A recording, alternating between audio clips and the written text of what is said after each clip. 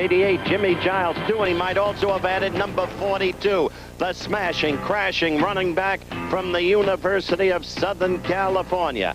This year, Tampa Bay's offense vastly improved with those three men, but tonight, the defense, which has slackened recently, must cope with that man, Walter Payton, one of the exceptional runners of our time and of all time. And this was a typical Walter Payton run. It can happen at any time when he gets the ball. That's what you'll see tonight. The Tampa Bay Buccaneers against the Chicago Bears.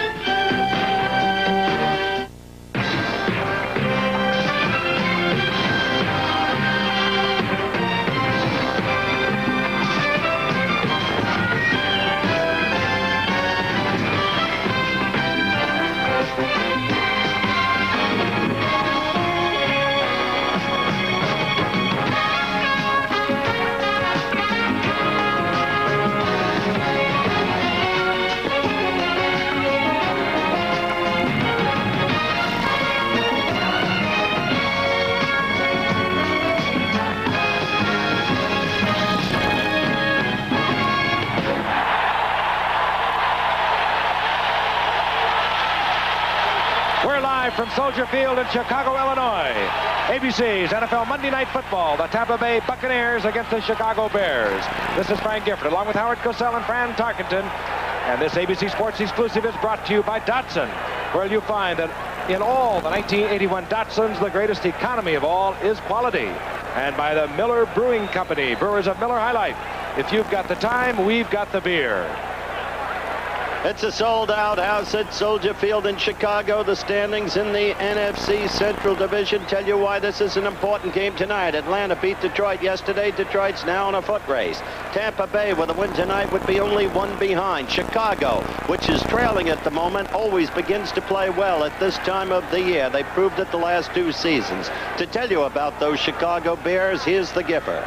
And they have been under fire. They have given up 72 points in their last two losses. They were blown out of the tub 38-3 by Pittsburgh last Sunday. Here's Mike Phipps. He'll open at quarterback. He had to be relieved last week, and he might go that way again tonight. There's a question. Should it be Vince Evans or Mike Phipps? But coming back into the lineup tonight, a very versatile athlete, Roland Harper. He has not been in action since 1978. He's had multiple knee surgery, but he gives the Bears a different dimension. A heady, cerebral type of runner, and also a very good blocker for the likes of Walter Payton. He could make a change in an offense that has been sorely sagging here in Chicago. For Tampa Bay, well, they've got an offense there. Well, they really do, Frank, but they need more big plays, Coach McKay says, and they're going to have to get them from one, Ricky Bell, the fine running back. Last year at this point in the season, Ricky Bell had 56 rushes for 253 yards. This year, Ricky Bell has only rushed the ball 41 times for 134 yards. They need more production out of Ricky Bell. Also on the defensive side of the field, Leroy Selman, the leader of the defense, one of the great defensive ends in football. Last year at this time of the season, he had 6 sacks. This year, only 1 sack. They need more big plays from that big fella, Leroy Selman, and maybe they'll get them tonight. Okay, Gifford, let's get this thing started. All right, both teams, of course, in the Central Division of the NFC, and both chasing the Detroit Lions and Billy Sims. Detroit falling yesterday 4-1, so Detroit will be looking on tonight. Tampa Bay has won the toss. They have elected to receive to the right. There's a sellout crowd anticipated for tonight, 64,000 plus. The game will be televised in the area. Gary Davis has dropped deep. There he is, number 28. A year ago, he was in a Miami Dolphin uniform. Came just before the start of the season. Bob Thomas will put it in the air and get this game underway for the Chicago Bears. Here's Bob Thomas. We will probably see 2 other Dolphins in action tonight, former Dolphins for Tampa Bay. Tell you about them, Norris Thomas at cornerback and Neil Colsey. Neil Colsey will open up at safety for the Tampa Bay Buccaneers. Cedric Brown, their fine free safety man, still having troubles with a pulled hamstring. Well, the ball keeps falling off the tee for Bob Thomas. I hope that is not an augury of things to come. Well, Frank, the wind is always a factor in this stadium. It is quieter than normal, but it is picking up somewhat. The kicking game will be very important tonight. Bob Thomas gets it underway. Taken there by Danny Reese. And Danny Reese filled at the 20-yard line. Just short of the 20-yard line is Danny Reese. let's meet the offensive unit. Doug Williams, the third-year man out of Grambling, a very gifted athlete. Ricky Bell, the 1,000-yard-plus rusher of a year ago. The wide receivers, short Isaac Hagens out on the right. And, of course, Jimmy Giles is in a class by himself as far as receivers are concerned in this Tampa Bay offense. Number 88, he can do it all, and this man, Doug Williams, likes to go to Jimmy Giles. Set to go. 1st and 10, Tampa Bay. The motion man is Hagens. And off Ricky Bell. Ricky Bell turns the corner, picks up a quick 5, moving out to the 25-yard line. It'll be 2nd and 5. And there they are, the front four. Alan Page in there with 7 sacks. That was more than 18 teams in the NFL had in the first 4 games. Those are your linebackers. Tom Hicks in the middle. And, of course, the man that can really hit back there is Doug Plank at free safety. Tampa Bay looking over a 2nd down and 5 as we were just underway here in Chicago. Barry Sutcliffe lined up in the tailback spot. Ricky Bell, who would really prefer that. As a matter of fact, we had Giles back there and a smashing blow by Alan Page, drifting in from his right defensive tackle position to make the stop. Interesting thing with what the Bears did on defense that time, Howard. They went with a 5-man defensive line, which is very unusual in professional football. But Buddy Ryan, the defensive coordinator, as we look at John McKay there, likes a multiple defensive set. And they brought in the very talented second-year man, Al Harris, who has high hopes for him here. But 82, Alan Page, who they thought was dead 2 years ago, has come alive here in a Chicago Bear uniform. There's Neil Armstrong, the coach that Jim Finks plucked from your old team, the Minnesota Vikings. A loss of 2, 3rd down and 7. Interesting offensive set on that play. Giles in the backfield. He's now a tight end. Williams to the air, going deep. Intended there for his speedy wide receiver, Kevin House. And incomplete. Gary Fencing moving over defensively along with Alan Ellis to make the breakup for Chicago. It'll be 4th down. And the guy that made that defensive play possible was Jim Osborne. Here's the end of the play. You'll see that the ball is slightly underthrown. But the young quarterback Williams was hit as he was thrown by Jim Osborne, number 68, and that caused the underthrown football. On the 4th down, we'll see Tom Blanchard for Tampa. Von Lusby, recently acquired from Cincinnati, drops for the Bears. There he is, number 29, returned punts and kickoffs for the Bengals a year ago. Bears showing the punt rush. They have 10 men at the line of scrimmage. They're coming after it. Blanchard hangs it up, gets it to turnover, but it takes the Chicago Bear bounce and is down at the 43-yard line. Hustling down there, Andy Hawkins. So the Bears begin with excellent field position, Gift. And they'll bring out Mike Phipps. And, of course, the setbacks. The man I spoke of a moment ago, Roland Harper. He could be tentative. He has not played in over a year. Walter Payton, of course, he is something special. He needs 2 yards to become the 7th leading NFL rusher in the history of this game. There's your offensive unit. You might recognize that name, Robin Earl. A year ago, he was playing as a setback. He has now moved up and starting at tight end. I'll tell you more about the difficulties the Bears have had at tight end as we move along in the game. 1st and 10. They've marked it at the 44-yard line. Good field position. Quickly, the Spence to Ricky Watts. And down goes Watts. And let's meet the defensive unit. It'll be mostly a 3-4 you'll see tonight, and they've had trouble defensively, oddly enough. This Tampa Bay team that was number 1 in the entire NFL a year ago defensively. David Lewis, he plays that strong outside linebacker, and he'll really give you a pop. There's your secondary and a free safety. We will see Neil Colsey, Cedric Brown with the pulled hamstring. In a game that we saw in our first Thursday night game, the opening week of the season, could not get back into action tonight. 2nd down and 10. It's Walter Payton, and he explodes out over the 45 to the 49, a gain of 5. It'll be 3rd and 5. Keep in mind here, Gibb, that the wind again is a factor. It caused that short punt by the Tampa Bay Buccaneers. As an offensive football team, the Bears have the wind with them. This is the time they've got to really make things work for them. They got to score points when you have the wind with you because it's difficult to move the ball against the wind in the stadium. Phipps brings the Bears up in 4 games, 46%. He's had 1 touchdown and 5 interceptions. And Walter Payton, with that pickup of 5, has moved into 7th among the all-time NFL rushers.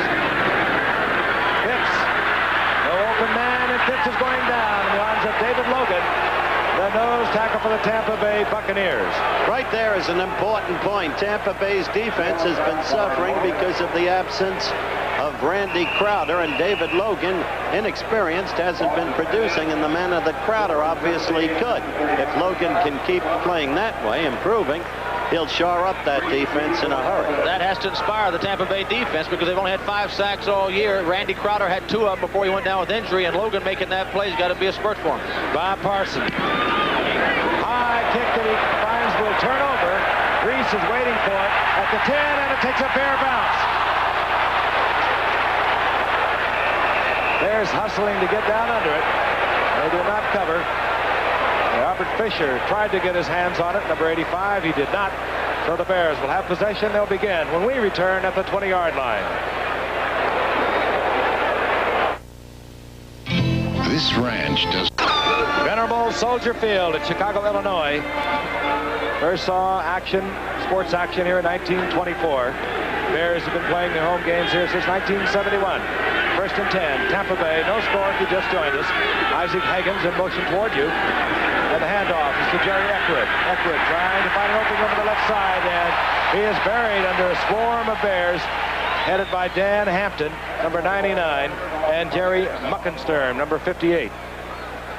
There's Walter Payton, number 7 now among the all-time ground gainers. There's the graphic to show you exactly that, and he's only really just begun. If he can stay healthy, heaven knows he could wind up very close to Jimmy Brown and the Juice. The rookie wide receiver for Tampa Bay, number 89, Kevin House in the lineup. Split out to the right, second down and 11. Williams with the draw play. Ricky Bell picks up 4. It'll be third down and 8. Ricky Bell this year has not been the force that he was a year ago when he gained over 1,200 yards. Much of it has been that he has played from that fullback spot when he prefers to get into the tailback spot. Tonight we might see the return of Johnny Davis, a good blocking fullback who's been out with a sore ankle for Tampa Bay.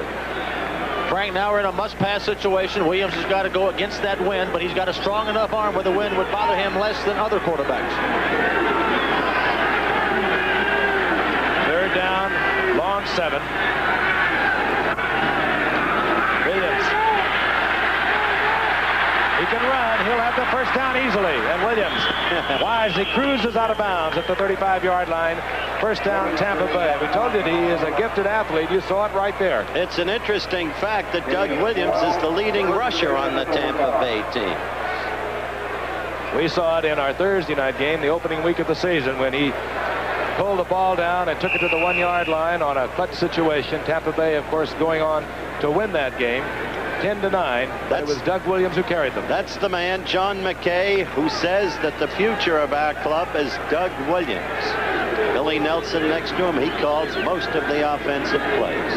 On first and 10, Johnny Davis is into the lineup. He's the blocker we spoke of a moment ago. He leads Ricky Bell over the right side for a gain of 1.5 yards. It'll be second down and 8. Jerry Muckenstern, defensive left linebacker for the Bears, number 58, in on the stop. You know, as we've seen the start of this game, there's no question the Bears are an aroused football team. They're playing very hard, very aggressively, and you really see it on the defensive part of the field. They were slightly embarrassed a week ago by the Pittsburgh Steelers. They opened that game in good stead. They just could not get the points on the scoreboard. Then Bradshaw took over and ran them right out of the ballpark. The Bears losing 38-3. Higgins in motion. Williams on second down and 8. The screen goes to Johnny Davis. And Davis dragged down from behind, out close to the 40-yard line, a gain of 3. It'll be third down and 6. Fran, as you know, Williams doesn't use his wide receivers that much, and they're smallish. Frank noted that. Higgins is 5'9". Jones, who's a good athlete, is only 6 feet. Thus, Jimmy Giles, the tight end, becomes his prime target. Well, it's been a change. And his backs. It's been a change in their philosophy. A year ago, he was throwing the ball deep more, and he only completed 41% of his passes. This year, he's utilizing the backs more. It must be a strategy of John McKay and his offensive staff, and his completion percentage has gone up, and he's really played much better than he did a year ago. Third down and 6. The ball just inside the 40-yard line of Tampa Bay. The motion man is Ricky Bell. Gary Davis gets the call. Inside handoff over the 40-yard line, short of the first down, out to the 42-yard line. Taken there by Doug Plank. And Mike Hartenstein and Tampa Bay will be forced to punt again. That's what you call an uncommonly conservative call. It was. I don't know, again, whether they are worried about the wind that much. I wouldn't on 3rd and 7 in that situation, but obviously they thought they'd get them in a pass rush situation. It is a good pass rushing defense, and try to trap up the middle. It didn't work. Here's Von Lusby, you just saw a moment ago. Tom Blanchard will be punting for Tampa. A little over a 42-yard average thus far in this young season. The flag is down, and hurrying the punt is Blanchard. Lusby has the ball at the 14-yard line. Another flag goes down as Lusby spins and twists his way out to the 23-yard line. 44-yard punt. Our referee tonight has been right.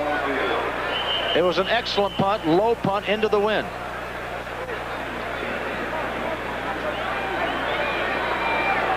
A pair of flags, as I mentioned, down on the field. Ben Dry is going to work it out with his crew of assistants, and then we'll get the call.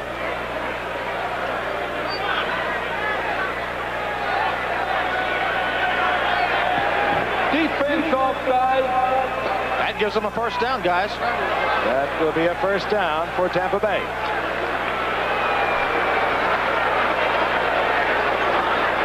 Fourth down and 4, and Tampa Bay will have their first down out over the 45-yard line of the Chicago Bears. The Bears would like to have some of those faces playing linebacker for them.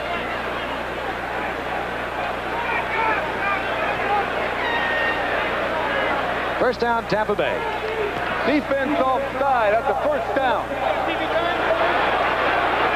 And Chicago 1-3 on this young season. As we look at John McKay, Tampa Bay 2-2. Detroit leading the Central Division of the NFC. They are 4-1. Tampa Bay at their own 46-yard line.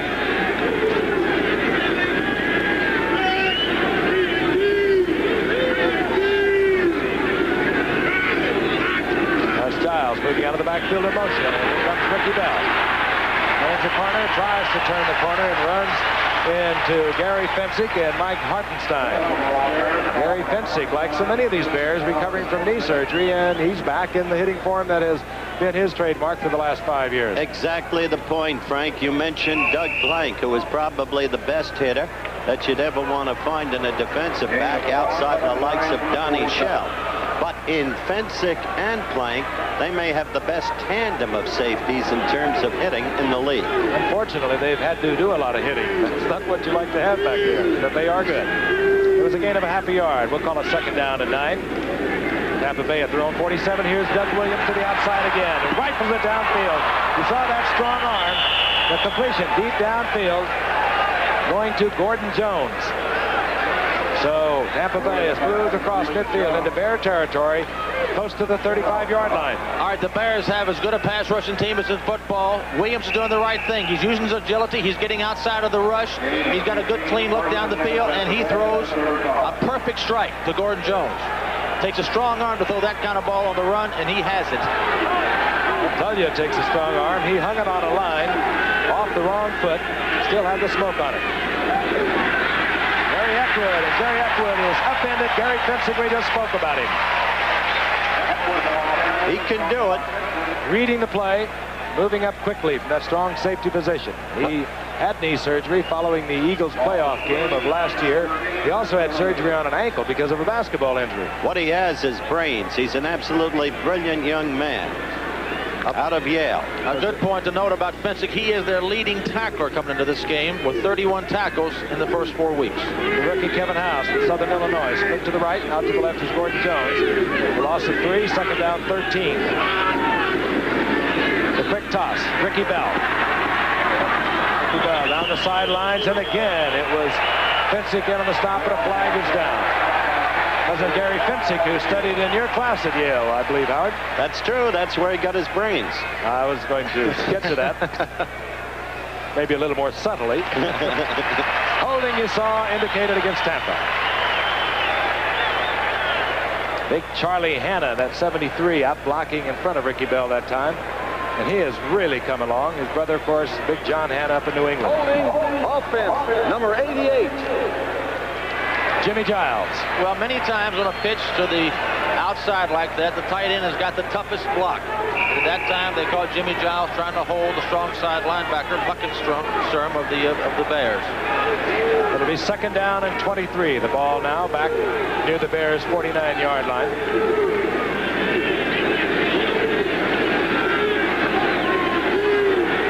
Bell, 42. Eckwood, 43. The setbacks for Tampa Bay. Williams puts them both in the pattern and in and out of the hands of Gordon Jones, and that ball was lightning.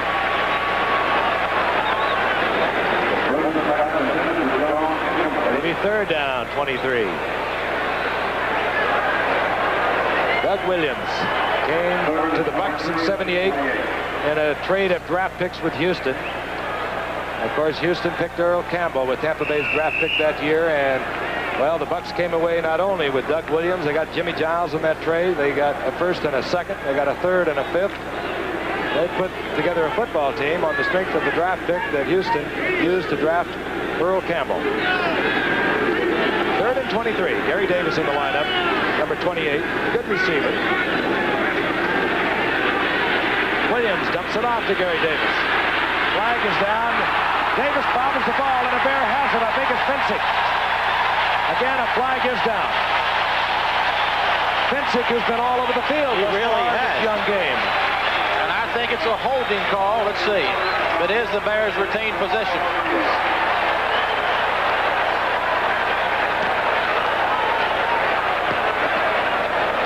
Holding offense, number 72. Decline a penalty. First down.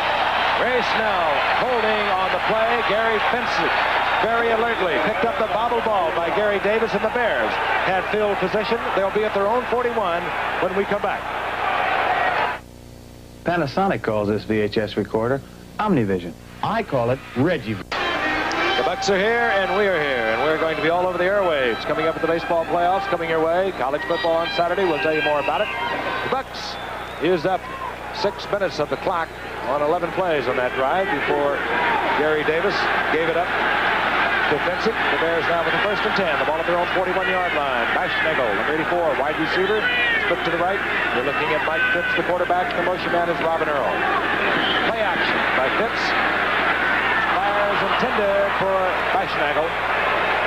Incomplete. Curtis Jordan defensively there for Tampa. The moment Phipps had an incomplete, there was some boos. They're on him here constantly. They've been on Avellini in the past constantly.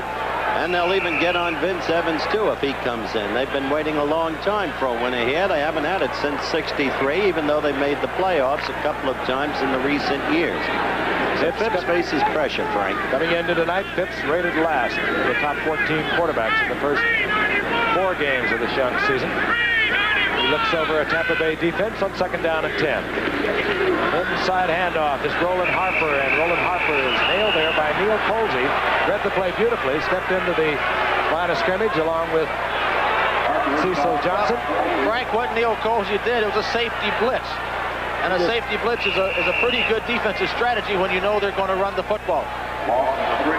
He stepped into it more than he read the play, did Neil Colsey, and here is Gary Finsick, who turned the ball over to the Bears. I said that's a brilliant young man, and so he is. He majored in finance and business at Yale and could have had a top spot in the business world. Wanted to prove to himself he could play in this league, and how he has. Bears from their own 38, third down, 14. Fitz fires, beautiful strike. Complete out to the 45-yard line to James Scott, and a flag is down at the line of scrimmage. Usually where you get the holding call against the offense, and that's what we have. It's too bad.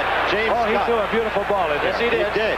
James Scott is a man to watch. He came out of the World Football League, the late and unlamented one, and he joined the Jets during the brief era of Lou Holtz. Holtz didn't like him. Let's look for the call here. Holding offense, number 70. He missed practices. He was late for practices. Holtz took as much as he could bear. But when the Bears got him, he started to come around and showed his real talent. As for Phipps on that throw, Frank, I think Jim Finks, the general manager of the Bears, fell in love with Phipps when he had a very good year with the Cleveland Browns and almost upset Miami in the playoffs in their unbeaten year. Right now, Phipps has his problems. I would say so. Looks out over a 3rd down and 23. Fires to Walter Payton, who bobbles the football incomplete.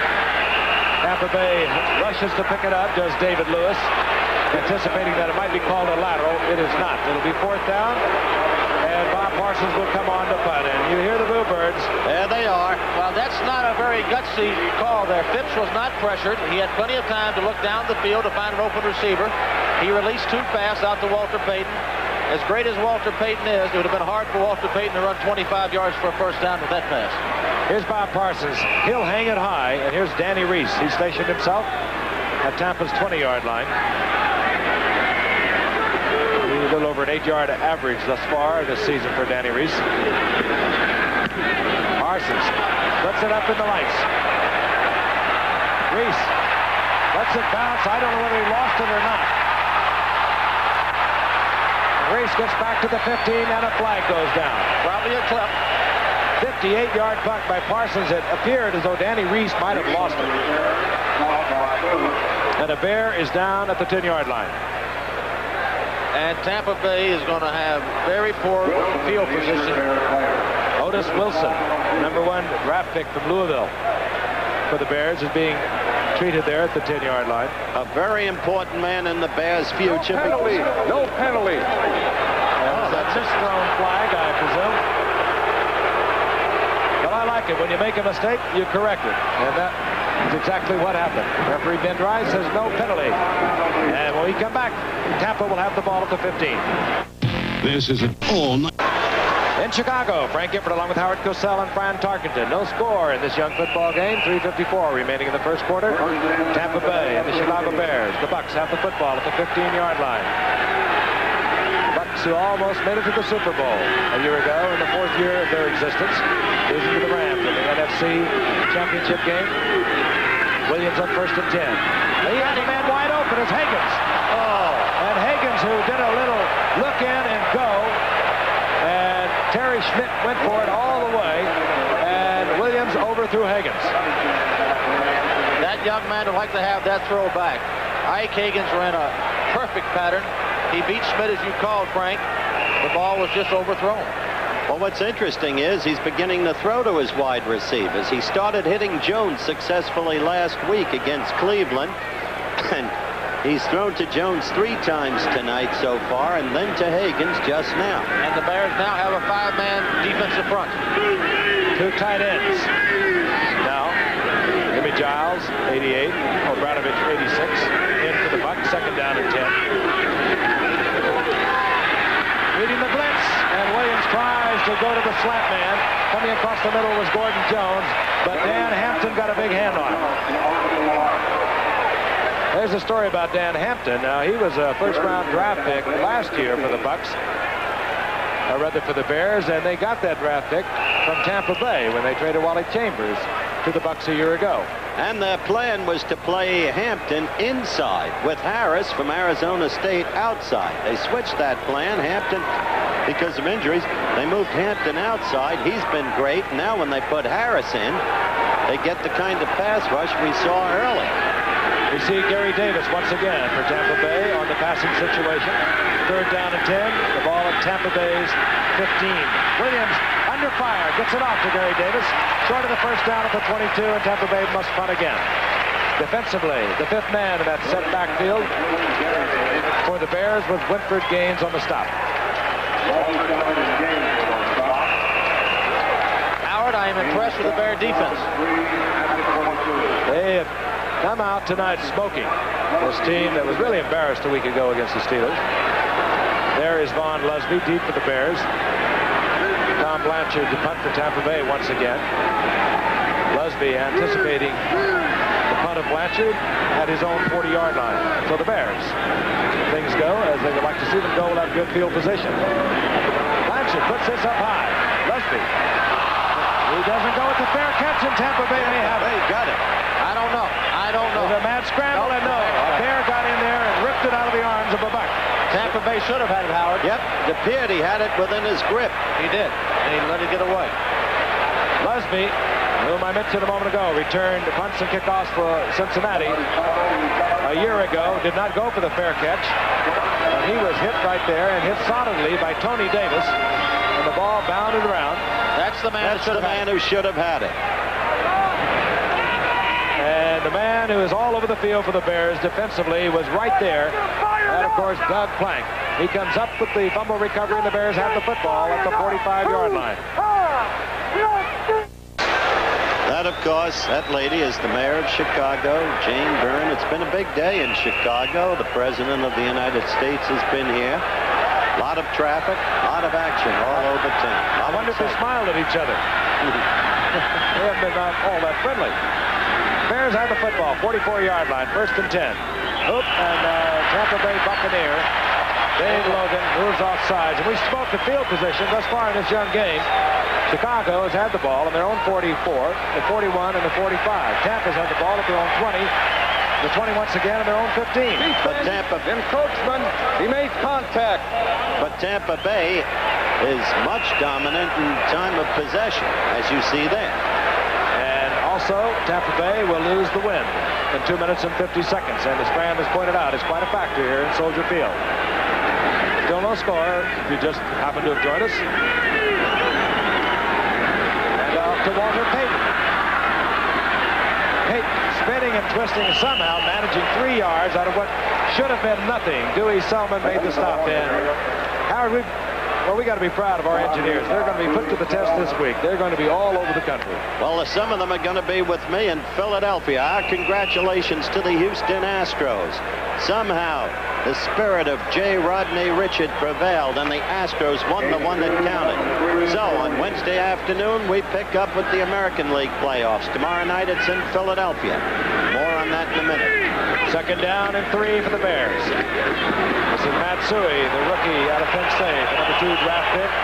Short of the 1st down by about a yard. It'll be 3rd of a yard. Point I want to make on the playoffs, Keith Jackson, Don Drysdale, yours truly will be covering the National League, and what a treat for the viewers on the American League, because the announcing team will be Al Michaels, Jim Palmer of the Birds of Baltimore, how he knows the Royals and the Yankees, and then the manager of the year in anybody's book, the man who won 3 straight pennants for the Yankees, Billy Martin. Out of the field, 3rd down, a long one for the Bears. They move into the short yardage formation, the 2 tight ends. Bob Fisher comes in there with Robin Earl. And off is to Suey. And the 5'11", 215-pounder, close to the 1st down. I think he might have gotten it, but it's tough. A tough 2 yards. Matsui, who put up some pretty good marks at Penn State. Frank, as we look at the measurement here, the one thing the Bears have had, as you pointed out, they've had field position. But this first quarter is winding down with 1:21 left. They have not threatened the Buck defense yet. And this field position will turn over in the 2nd quarter. The Bucks will probably have good field position. Here's the measurement. It's going to be very close.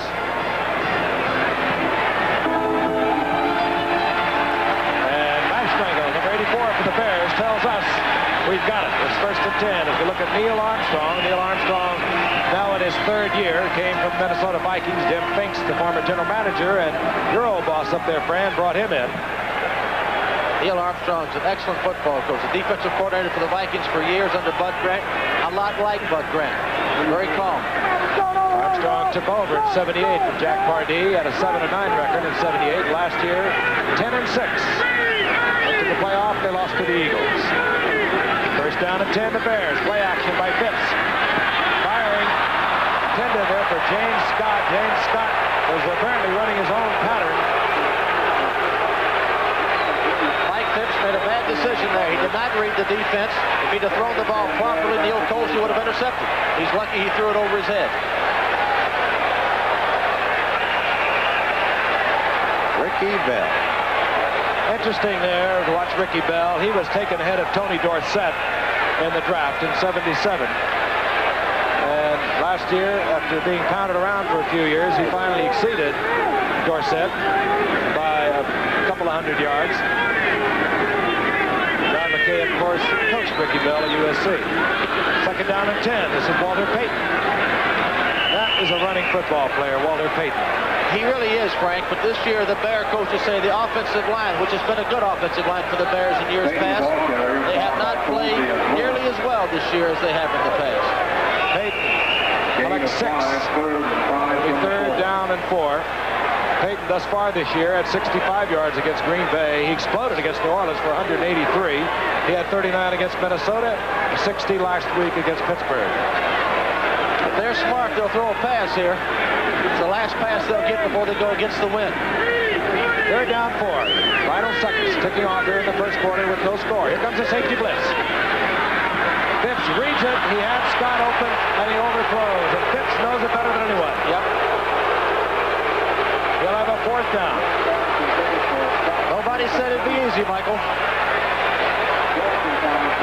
To his credit, he has not had an opportunity really to work much with James Scott, who's been suffering from a hamstring pull. He missed 1 game, nor has he had a chance to work with the second-year man, Ricky Watts, who's had a very sore ankle. He has also missed a game.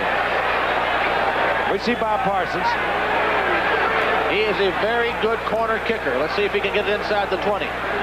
Former quarterback and tight end, I might add, also Bob Parsons. He just hangs it high. Trying to get some of his own folks down there to kill it inside the 5, but they do not. It's a touchback.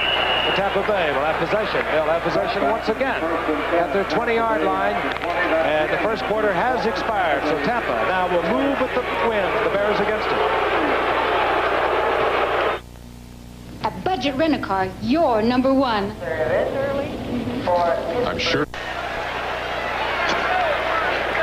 Here in Chicago, Tampa Bay has the football. Tampa Bay, now in their 5th year of existence in the National Football League, the Chicago Bears, their 61st year, and Papa Bear of them all, George Hollis, sitting nearby us here in the press box. The Bears struggled through that first quarter with the wind at their back. Williams hands off to Ricky Bell. Bell dragged down by Dan Hampton, the second-year man out of Arkansas. The stats of the first quarter, interesting to say the least. Yes, very. 1 yard gained by Chicago with the wind at their back. Hardly prepossessing. In the meantime, Tampa Bay not doing much with its opportunities. And the interesting thing about Chicago is they had good field position throughout the quarter. Couldn't do a thing with it. Phipps throwing sidearms, sailed the ball. Did you ever see a sidearm pass that was good? I saw one great one. Y.A. Tittle. That's the only accurate sidearm throw I've ever seen, and he was truly accurate. 2nd down and 8. Picked up for 2 by Ricky Bell. Williams fires it out to Higgins, and he leaves it there incomplete. Tampa now going with their 2 tight ends. They've been doing this quite often. They bring in former roommate of George Brett, Jim O'Bradovich, El Segundo High School. That's his George claim Brett to was a fame. running back. But the only problem, he can't hit as well as Brett. I tell you, if we had Bradshaw quarterbacking one of these teams and Zorn the other, we'd have a football game. You've got really 2 quality teams out here. Both of these teams were co-favorites to win the Central Division title. Chicago's having big problems at quarterback. Williams has played pretty well this year, but tonight he hasn't got him unlocked yet. And he's had a lot of things happen to him, like you saw in that play a moment ago. A lot of drop footballs. He had many of them against Dallas in a great show 2 weeks ago. On 3rd down and 8. That ball deflected, and it was fortunate for Tampa Bay. It was not picked off. Intended for Jimmy Giles. Williams now 4 of 10, 31 yards. Tampa Bay will punt.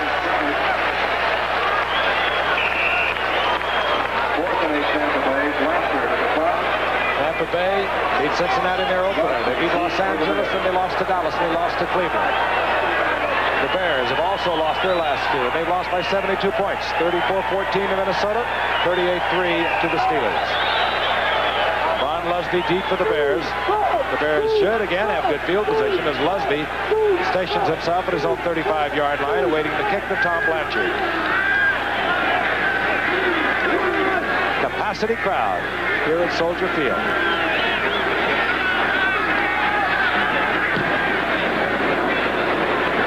Not a high kick. Lusby fields it and then steps out of bounds at the 35-yard line. So the Bears again will have good field position. 43-yard punt by Tom Blanchard, and we'll be returning to Chicago in just a moment. Carnival time in Chicago for Monday Night Football. The Bears have the ball. First and 10 at their own 35-yard line. No score. Early moments of the second quarter. First and 10. Quarterback remains Mike Phipps. Dave Williams, 22.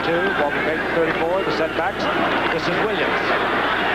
Williams taken down from behind by Neil Colsey, who made the start tonight. And Tampa Bay has really had their problems defensively because they've been shuffling folks around back there. Cedric Brown, their fine free safety, has been unable to play since the first week of the season. They tried Curtis Jordan at free safety. That weakened them all through their secondary. So now they brought in Neil Colsey to start tonight. If we talked about being impressed with the Bear defense, I'm also impressed with the Tampa Bay Buccaneer defense. They've only given up like 2 yards in a little over a quarter of play. Can't do much better than that. Second down and 8. Ricky Watts split out to the right. He wears number 80 for the Bears. And Phipps dumps it off to Payton. And the electrifying one gets out over the 40. To the 42-yard line, it'll be third down and 3. Bears alumnus Gale Sayers, and what an alumnus he is, created quite a stir in this town this week. They ran a big story. Sayers criticizes Payton, says he should be catching more passes. The Bears coaching staff has a different view. They don't want Waller catching them in the middle. They feel they'll render him vulnerable to injury. Well, Howard, I disagree with Gale. I think they should throw the ball to Payton, but he is their leading receiver. He's caught 14 balls in 4 games. You got to have somebody to get the ball to him. Third down, 3. 42-yard line of the Bears. Phipps will put it up again. And that ball deflected by Bill Puller. Somebody had his arm in there. Frank, that's when you throw sidearm. The ball starts at a lower trajectory. As a look at Bill Collar there, who made that deflection. When you do throw sidearm, you're right, Howard, you'll get more balls blocked, as Phipps did there. The Bears have been completely inept offensively, and Phipps has had some people open. You wonder if Vince Evans is going to get a quicker look than normal. Bob Parsons to punt. He's been kicking beautifully tonight and often. Danny Reese at the 10-yard line of the Bucs. We've had so many punts already. This will be the third for Parsons. And he puts it up beautifully. Reese again. No fair catch at the 20-yard line. He's piled up there immediately. And Tampa Bay will have the ball once again at the 20-yard line. That's the 4th time thus far in this young game, which still is scoreless, that they have moved on their possession from their 20. Chicago, we have a game about as close as you can get it. 0-0. 12:53 remaining in the first half. Tampa Bay, first and 10 at their own 20-yard line. Play action by Williams. Williams going deep. The sprint is between Kevin House and Terry Schmidt. The ball overthrown, and wisely so, because Terry Schmidt was with Kevin House all the way. If we get any scoring, guys, it's going to have to be a defensive touchdown, which brings the point yesterday, which is a wild day in the National Football League. There were 12 touchdowns scored by either the special teams or the defensive teams. On all 12 of those touchdowns, they were made by the winning teams in every case. Not a losing team made one of those defensive or special teams plays. That's John McKay and Bill Nelson with the headset. Bill Nelson, the former quarterback of the Cleveland Browns, calls the plays for the Tampa Bay Buccaneers. Isaac Higgins split out to the right as Jimmy Giles, bottom of your screen, opens up from tight end. Second and 10. Ricky Bell. And Bell gets a move on one Bear and gets close to a first down. He'll be short at the 30-yard line, however, by about a yard. Terry Schmidt defensively there for the Bears. Doug Williams passing over 52% coming into tonight's game. 6 touchdowns, 5 interceptions. Set Tampa Bay records a week ago in a losing effort against Cleveland. 30 completions out of 56 attempts. Both of those are Tampa Bay marks. 3 touchdowns and 343 yards. So he was very busy last week against Cleveland. Third down, about a yard.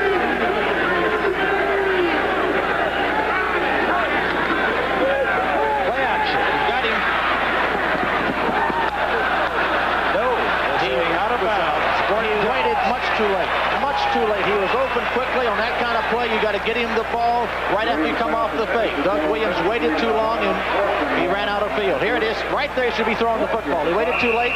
Watch his man run out of field. Jones had to catch the ball going out of bounds. And fourth down will bring on Tom Blanchard, who's exhausting his right leg. Von Lusby settles in at the 25-yard line for the Bears.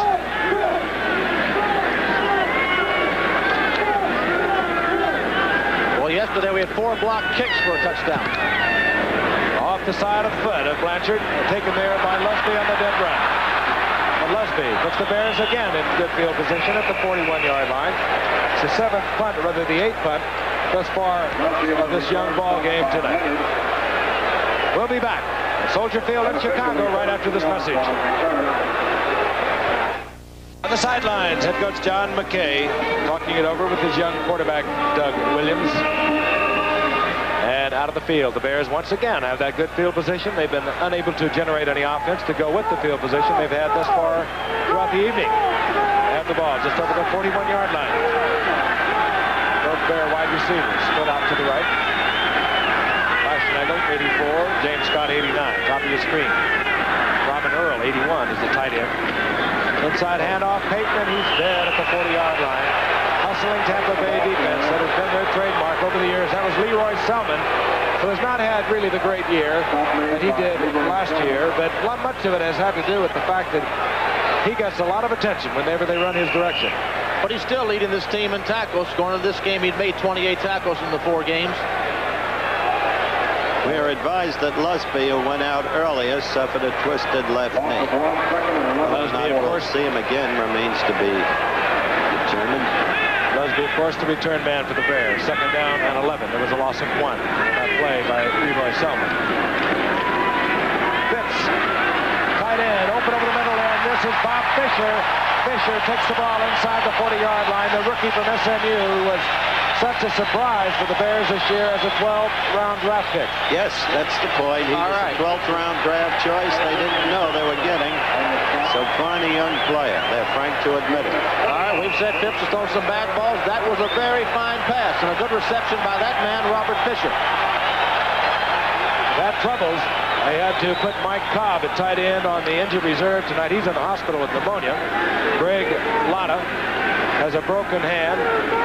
He broke that in preseason play, so he was unavailable. So you just saw the rookie Bob Fisher from SMU give the Bears a 1st down. This is Walter Payton. And Payton runs into a crowd of Bucks. What a fellow named Lewis. Yes, David Lewis. David Lewis, big, strong, fast, everything you want for a strong outside linebacker, particularly on that left side where most teams run right at him. He's 6'4", 245-pounder, and like so many of these Bucks, played for John McKay. Played for John in his last year at USC, 75. McKay makes the point that he can play the 34 defense with Lewis because, in effect, it's a 43 when you got Lewis and he can make it that instant. 2nd down and 9. 3 wide receivers for the Bears. Scott, Watts, Boschnagel. Fitz fires incomplete out to Dave Williams. It'll be 3rd down, long yardage. That's what you call hearing the footsteps. Yep. Dave Williams should have caught the ball. Well thrown ball by Phipps. Williams dropped it. Williams playing, I might add, with a very sore hip pointer tonight. You know, Giff, they started rolling Harper, but they're really not playing him very much. Williams has played most of the game. Matsui's come in some. You wonder if Harper's really right yet. No, Frank said at the beginning he'd likely be tentative. 3rd down and 9. Scott, the speedy one, goes far out to the right for the Bears. Boschnagel split out to the left. The big tight end, Bob Fisher, opens up, bottom of your screen. Fitz, they're in a heap of trouble. Somehow he gets it off to Walter Payton.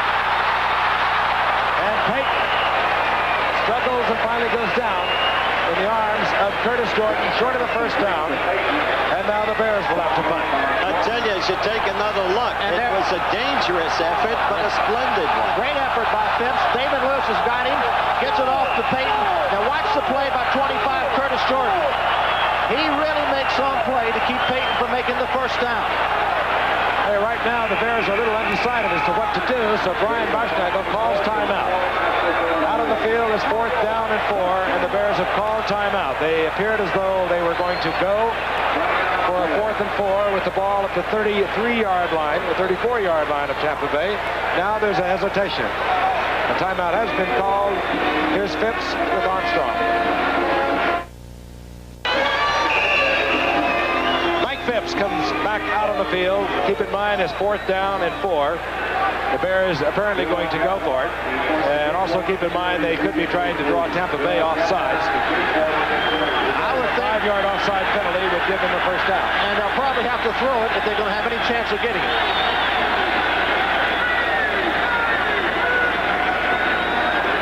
It's back and looking. Fires and it's complete. Scott has the first down at the 21-yard line. All right, he was really open. And Phipps completed that ball under a lot of pressure. He's thrown 3 or 4 straight good passes. Here he goes. There's a blitz on. You'll see the linebacker come into his face. He hangs in there, gets the ball out to Scott on time. Scott had his man beaten easily. Mike Washington, the cornerback, who in a blitz situation, as all cornerbacks know, he will be man for man. And he laid a little off, and Scott made the square out move, got the Bear first down. Bears deepest penetration. Phipps now 5 of 11, 44 yards. Walter Payton. Payton squeezes out a couple, get maybe 3. It'll be 2nd down and 7. And we're going to pause 5 seconds right now and allow our local stations around the country to tell you who's bringing you the football game. WLS-TV, Chicago. 8:20, and the clock is moving. Remaining in the first half from Soldier Field in Chicago. Frank Gifford along with Howard Cosell and Fran Tarkenton. Seesaw battle between the 20-yard lines of both of these teams. The Bears now with their deepest penetration. They have a 2nd down and 7. No score, of course. Ball at the 17-yard line. Big toss. This is Williams, Dave Williams. Williams turns the corner and taken down from behind. Short of a first down. Out there quickly was Leroy Selman after he spun off a block. You had to figure that after the Bears on 6 possessions and had excellent field position, sooner or later, even with all their offensive frailties, they would have a scoring opportunity. It's finally come about. Bob Thomas, field goal kicker for the Bears, loosening his leg in anticipation that he may be needed. Out of the field, 3rd down, a long yard for the Bears. In this situation, you've got to figure you've got 2 downs to make it. Another timeout. This is unforgivable. You don't use up your timeouts in the middle of the game. Well, I think the Bears have now used up 2 timeouts. They only have 1 left. This is not what you expect in professional football.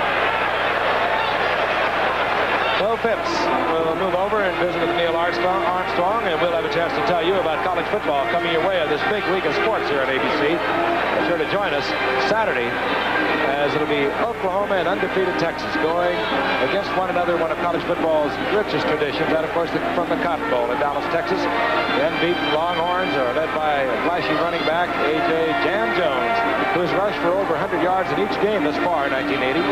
He's also tied for the nation's lead in scoring. They'll face the Oklahoma Sooners, whose explosive attack ran up, would you believe this, 82 points against Colorado in Boulder on Saturday. So that's Oklahoma and Texas Saturday. College football, 12:30 Eastern time right here on the station of Sports ABC. We're going to be busy testing even the unbelievable mettle of the technicians that have brought you so many spectacular events over the years.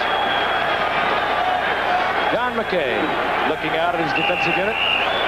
7:12 remaining in the half. There is no score, and the Bears have a 3rd, and we'll call it a long yard for the 1st. Short yardage offense. That means the 2 big tight ends are in. Payton and Williams are the setbacks. Walter Payton. What an off a couple of Tampa Bay Bucks and gets the first down. Well, now that will depend on where they mark it. If he made it, which I think he did, it was all Walter Payton. He was hit before he got to the line of scrimmage, but through sheer effort. I'll tell you, they marked it further back than I thought they would. I don't believe he did. I'm not sure he made it. All right, right. If he doesn't, it'll be an interesting decision that Armstrong's got to make here. Does he take the 3 or does he go for it? Let's see if he has to make that decision. No. Phipps takes a timeout. Comes over to find out. How easy. All right. And Payton, who had made contact, obviously a knee touched the ground, and they marked it back. All right, they're going for it, Giff, and they're putting their big blocking fullback Harper into the game. And you know who's going to get the ball. The world knows who's going to get the ball. It's going to be 34, Sweetness, Walter Payton. Here's the play, as brought in by Roland Harper.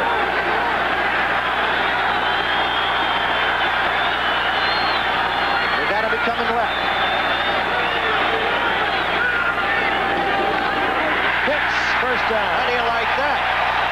Well, the world knew it, but Phipps knew he was going to carry it. First down, Chicago. Inside the 10-yard line. It'll be first and goal. Good call by Neil Armstrong to go for it. That was a good decision. Even if he hadn't made it, it was a good decision. Mike Phipps, who joined these Bears in '77 from the Cleveland Browns, as Howard mentioned earlier. It is the toughest place to have the ball, the 9 and the 3/4 yard line to get in. I always thought in this situation you're better to pass the ball 3 times. 56 yards they've gained. Bears come firing out of the huddle. Walter Payton. Well, they should And a swarming gang tackling bunch of Bucks headed by Richard Wood. They stop Walter Payton for a loss. Now you put yourself in a very difficult offensive position. Yes, indeed, to put it mildly. There's not much room down there to throw the ball anyway, and now with 2nd and 12, you got to throw, and the defense knows you got to throw. It's tough. Tampa Bay has traditionally defends Payton better than any other team in the league. Yep. Now the thing the Bears don't want to do here is turn the ball over. Get your sure 3. You can get a touchdown, fine, but don't lose the ball. Loss of 2, second and goal at the 12. Fitz. Incomplete. That's the sidearm again. That's why you'll see so many of his passes batted down. That's the size of David Lewis. He put that big arm up. He's 6'4". Great players make great plays. David Lewis, you saw, just made one there. It'll be 3rd down and 12. Robin Earl brings the play in. They'll have to bring it in quickly. The Bears have already expended 2 of their 3 timeouts. Well, if he's going to score, he's got to throw it to the end zone. There ain't no first down to be made. Here comes the blitz. My goodness. And Payton, who wanted to reverse the ball, I do believe, had to keep it because Ricky Watts was caught in the middle of that blitz and he could not give it to Watts. How can you boo Phipps on that? The play was sent in. You got to boo Bill Nelson. There's no booing. That was a great defensive call at just the right time. They got their safety blitz right in the middle of a reverse. Yes, but on 3rd and long, you're going to have an outside pass rush, Giff. That's the hardest time to make a reverse work. 4th down, and here is Bob Thomas. They're lucky they didn't fall out of field goal position. Walter Payton made a great play by not trying to hand the ball off. 30-yard attempt. Thomas, who is 5 out of 6 for the year, is now 6 out of 7 for the year, and the Bears are on the scoreboard. Bears leading the Bucks 3-0 with 4:37 remaining in the first half. 1 goose egg is erased. More than 7 minutes on a 13-play drive before settling for 3 points. They lead the Tampa Bay Buccaneers 3-0. Set to kick off Bob Thomas. Deep for Tampa Bay is Gary Davis. Thomas, not a long kicker. Gary Davis will take it at the 10. Gary Davis around the corner. And Gary Davis brings Tampa Bay out close to their own 45-yard line before Robert Fisher made the stop. I respect this player, Gary Davis. He's from Cal Poly in Louis Obispo in California. He was one of those Bobby Beathard lower-round draft choice specials with Miami. He appeared on the verge of becoming one of the stick-out running backs in the league, and he can catch the ball, too. For some reason, Shula soured on him and unloaded him. Gary Davis came with Norris Thomas at cornerback from Miami just before the season started. This is Eckwood. Well, Gary Eckwood picks up a couple. It'll be 2nd and 8. This is far and away the finest field position, the only good field position that Tampa Bay has had. That's right. Let's see if they can do anything with it. They put up a nice fence for Davis, and he used it well. Yes, he did. There's Walter. Must be frustrating for such a great running back. Look at that. Peyton, 9 rushes, 11 yards. That's not sweetness. Well, he's doing everything he can do, but he's got to have a little bit of help to do any better. Kevin House, the rookie, number 89 from Southern Illinois, comes in for Tampa Bay on the 2nd down and 8. And off Eckwood, and Eckwood finds an opening, and Eckwood has a first down at the Bears' 45-yard line before taken there by Gary Fencing. Now Williams has 3:30 to go. Let's see how he uses the clock, and let's see if he can drive them down and in. There's a fine athlete, Eckwood. Not only is he a gifted runner, as you see right there, but he set a club record catching 10 of Doug Williams' passes a week ago against Cleveland. First Tampa Bay first down of this quarter, and we have 3:13 remaining. Ball just inside the Bears' 45-yard line. Williams with play action. Has the time, and he fires, and again is dropped by Gordon Jones. Well, I'll tell you, Williams did a superb job there. He waited for Gordon Jones to uncover. He delivered a perfect ball, but the quarterbacks need ends to catch it. They can't do both. Gordon Jones just dropped it. I'll tell you, this has been happening to Doug Williams, not only all the first 4 games they've been played, but also over last year. And people are saying he throws it too hard. I don't believe you can throw the ball too hard. That ball was catchable. Professional ends supposed to catch the ball soft or hard. Well, he got his worst breaks in the Dallas game. 2nd down and 10. Bottom of your screen, that's Jimmy Giles. Under pressure, and Williams tries to dump it off to Eckwood. The blitz was on. Otis Wilson, the rookie from Louisville, number 1 draft pick. And Doug's For the saying, Bears in there pressuring Williams. Doug's saying, Coach, it's hard to throw from the seat of your pants. Watch it here. I've never seen a quarterback throw from the seat of his pants. This is not Williams' fault. He's back in the pocket trying to throw. You see the pressure. The pocket is just caving in. He tries to get the ball out, release it sooner than he'd like to, and then he hits the ground. Alan Page made the pressure. Otis Wilson. Where's that 55? The Doug Buffone wore for 14 years for the Bears. They both hail from Louisville.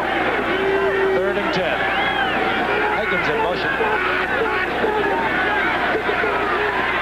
Williams got a man. And Jones gets the rebound and holds on inside the 25-yard line. Where this time Gordon Jones took quite a lick.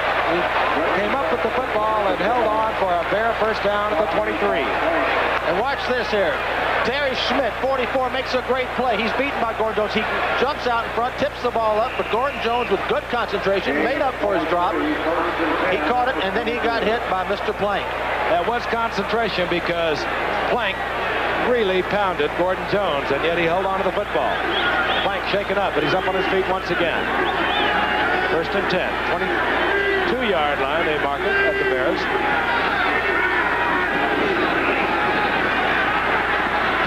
Jimmy Giles, his first reception of the night. Giles down at the 12-yard line, a gain of 4. And this is Darryl Stingley visiting here tonight. Of course, Chicago, Darryl Stingley's hometown. We saw him a couple of weeks ago when he was up in New England for the New England game.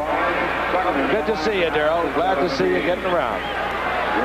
We'll be back with more football, but right now we have a message from the National Football League. Stay with us. Woes of a coach.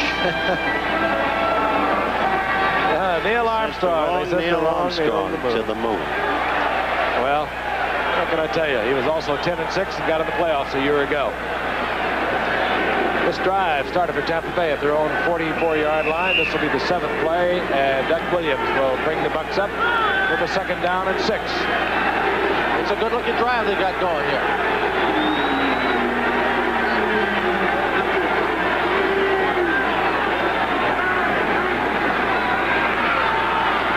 This is Eckwood, and Eckwood gets inside the 15. Down around the 13-yard line, short of the first down. It'll be 3rd down, a long 1. Williams in the same situation Phipps in. They want the touchdown. But you don't want to give it up on a turnover here as this first half is closing down. You want the sure three. If you can, touchdown is fine. Seconds ticking away. Tampa Bay, however, has 3 timeouts. Inside a minute and a half remaining in the first half. Ricky Bell, the left side, struggles and surges forward, close to a first down. Again, it will be where the officials determine his momentum carried him. Clock stops with 1:15 as Garo Yepremian warms up on the sidelines. The milliner. Well, McKay may have the same decision that Armstrong did. If it's short, does he go for the first down like Armstrong did, or does he kick the field goal?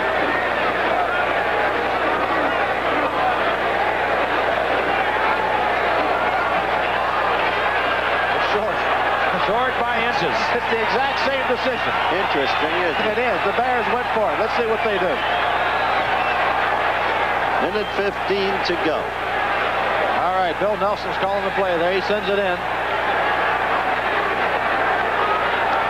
Bill Nelson sends the play in. Gordon Jones brings the ball in. All right, Phil's quarterback sneaks it. You got a big quarterback here. Will he do the same thing? I would not be surprised to see Williams keeping himself and sneaking. 1:03, and it's moving. And I don't know. Williams tried to go for it. Again, he only had to make inches. They have lost the ball. Yeah, but I think his initial progress got the first down. Let's see if they give it to him. Williams is complaining they're not marking it where his progress was. We'll have another measurement. I think it's the toughest decision a referee has to try to figure out where to mark that football.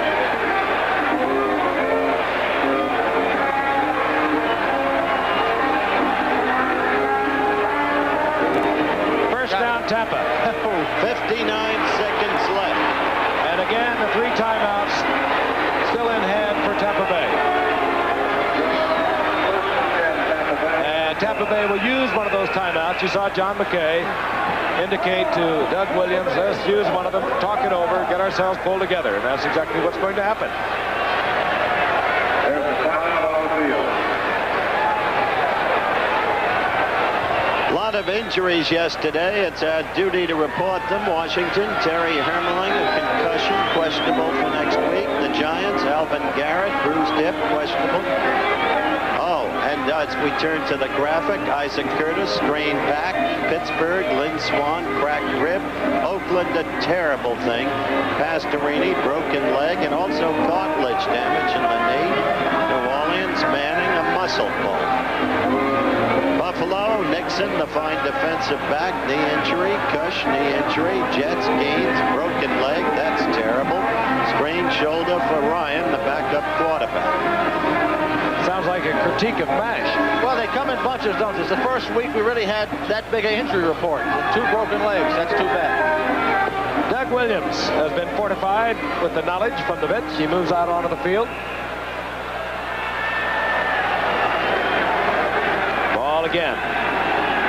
At the 12-yard line, 54 seconds remaining here in the first half. The Bucs down by 3. And if you're going to throw the first down, the time to throw here. Going for Giles, touchdown, but a flag is down. Jimmy Giles coming off the line of scrimmage. Both wide receivers have been placed to the left. Giles made a good drive into the end zone. But it was a smart call. So hold it from against the Bucs, but Howard's a smart call because first down's the best time to throw the ball in that part of the field. And second down, too. The first down especially. That's too bad for the Bucs. Good break for the Bears. Holding offense number 50. That's the center, Steve Wilson, who, by the way, is playing with a broken finger on his left hand. And it obviously would be causing him trouble. And he is detected holding. First and 20, 49 seconds remaining. Ball at the 22-yard line. Well, he's got to throw now.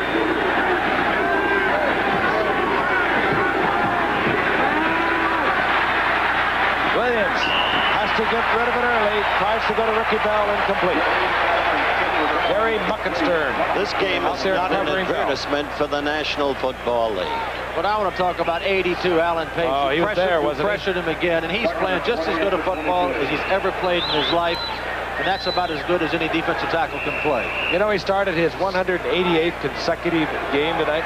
Amazing football player. And he weighs 200 and what, 28? 228 right now. He came into the league really about 270. He's a marathon runner now, but he's some kind of football player. 2nd and 20. Ricky Bell, now single setback for Tampa. Williams, intended for Giles, incomplete. Defensively back there. Tom Hicks, the middle linebacker, number 54 for the Bears. And another holding call, again indicated against Tampa Bay. Well, if it's against Tampa Bay, you're premium. They got to accept the holding call, although it'd make it 3rd down and 20 or so without it. I think they got to accept it, push him back. Now your premium may be close to out of his range. Well, the thing he's got going for him, keep in mind, he's got a good, strong wind behind him. Holding offense, number 61. I told him to give up the tie business and go into the hat business. Greg Roberts, the right guard for Tampa Bay, holding this time. But if they don't do any better than where they are right now, he would have to kick the ball 49 yards. And even with the trailing wind, that's tough for you, Chris. Ball now at the 32-yard line. 39 seconds on the clock. What's important now is not so much the touchdown, but to get the ball 10 to 12 yards down the field to give your Premium a better shot at it. Down, of course, remained the same, 2nd and 30.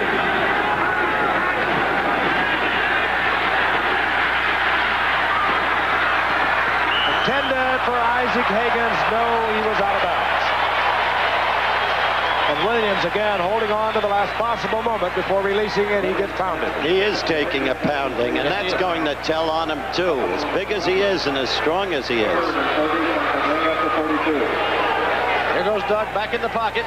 He's trying to hit Higgins down the field in a deep pattern. Takes a lot of pass protection, which they don't get. Big Hampton comes in and gently puts him to the ground. 33 seconds now. 3rd down, 30. You would like to see him throw an intermediate pass here. 10 to 12-yard pass is really what he needs to do.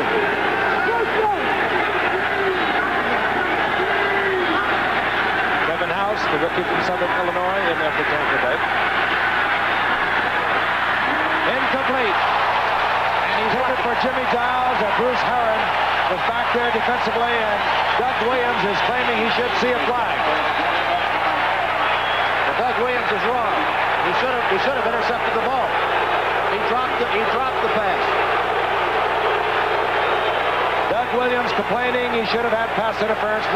Here we are from the end zone. Williams goes back. Got pretty good protection this time. He's going down the middle to his tight end Giles. Watch Herron there. Come to the screen. He had a chance at the interception. There was no interference there at all. That's Doug Plank, 46. That could have been. He's around. That could have been what Doug Williams was complaining about. I Late think hit it by was. Plank against Jimmy Giles, who, of course, very close friend, and Doug Williams, number 1 receiver. Now out comes Gary Premier. You'll remember they got a break on a controversial interference call against Los Angeles, and that's the way they beat the Rams. But you don't get those every game. No, Doug Plank did not make a bad play. He had to hit him. He didn't know whether he caught it or not. There wasn't the referees are absolutely right. And now we got your Premium with the wind at his back, 49 yards. Tampa Bay down to 1 timeout. Gary Yepremian, he's setting up what appears to be a 49-yard field goal attempt. I don't know whether Garrow still has that in that leg. That's been kicking for some 13 years. But he's out there looking confident. Well, against the Rams in our Thursday night game, he made one from what, 40? Did he make one from 45 or so? Without a wind at his back. 43 against the Rams. Hit the crossbar, I might add. Yep. So Giles being administered to there. This win is worth 6 yards to him, so he's got enough leg to make it. Gary Yepremian, 12 of 16 last year in New Orleans. Had been 9 years in Miami. He was 3 years in Detroit. And now in the uniform of Tampa Bay. All right, here's the play. You see Herron make almost the interception. Here's Plank. And he spares him. I think that maybe Williams had a legitimate complaint. It was late. It was sparing. All the things doing anymore in pro football. Block.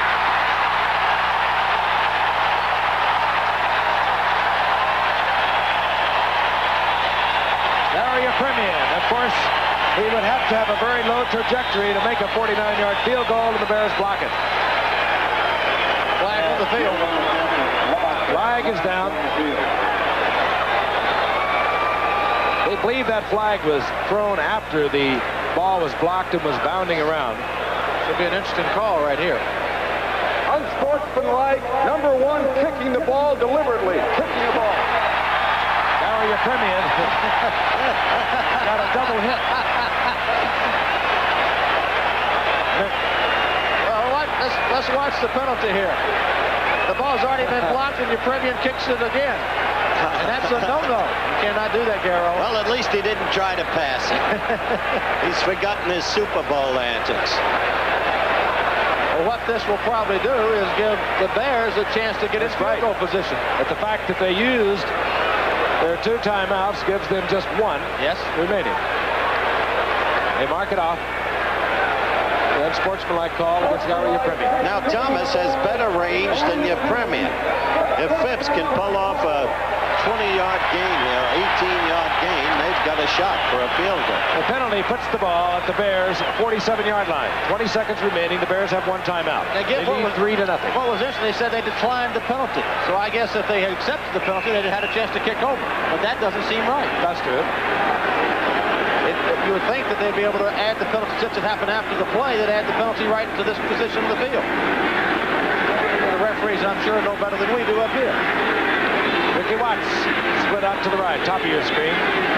Speedy youngster from Tulsa, James Scott, split to the left. Phipps got him.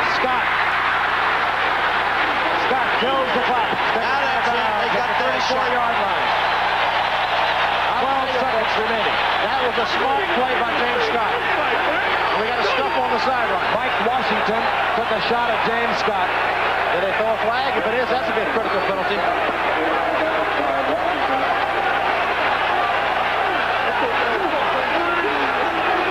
Tippers flaring here. There's no flag. And the ball has been marked inside the 33. Here comes Scott. He does a smart thing, gets the ball, comes out of bounds. Let's watch it. Let's watch this. I still don't see it. Comes very late. There is Washington, number 40. Shoved Scott. Well, 1 more completion and they're in field goal territory. They got 1 timeout left. 12 seconds.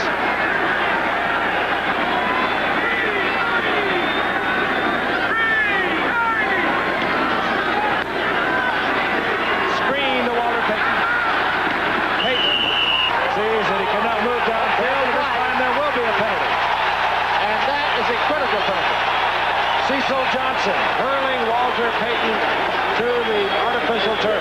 This team has lost its discipline. It's lost its head. It is not showing any kind of leadership. All that penalty did was get the field goal territory. And they weren't where they were.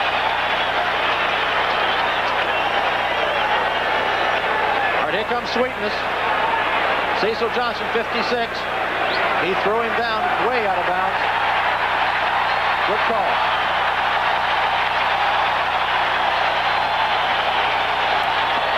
Personal foul, unnecessary roughness, number 54 on the defense. First down. I believe they had that number wrong. It was number 56. If you're right again. Ball inside the 16-yard line. And remember where we were a few seconds ago on the clock? Tampa Bay. Well, this is an interesting going play. For a score. 7 seconds left. They better do it quick so they have a chance to kick a field goal. Obviously, he's going to throw to the end zone, I would think.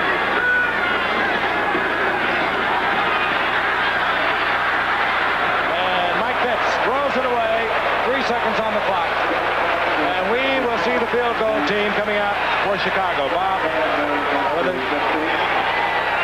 Thomas. There he is. That, my friends, was a good smart throw by Phipps. He didn't have him open. He got rid of it quickly. You take a chance. Had he been wide open, Phipps would have tried to get it in for 6. When he saw that it would be even close, he did not try to force it. Stop the clock at 3 seconds. Thomas has already hit from 30 yards out. This attempt from 32. No. Time has expired here in the first half. And not one of the more crisply played games you'll ever watch. The Bears lead the field with a 3-0 lead over the Tampa Bay Buccaneers. Bob Thomas missing from 32 yards out. Stay tuned for halftime activities.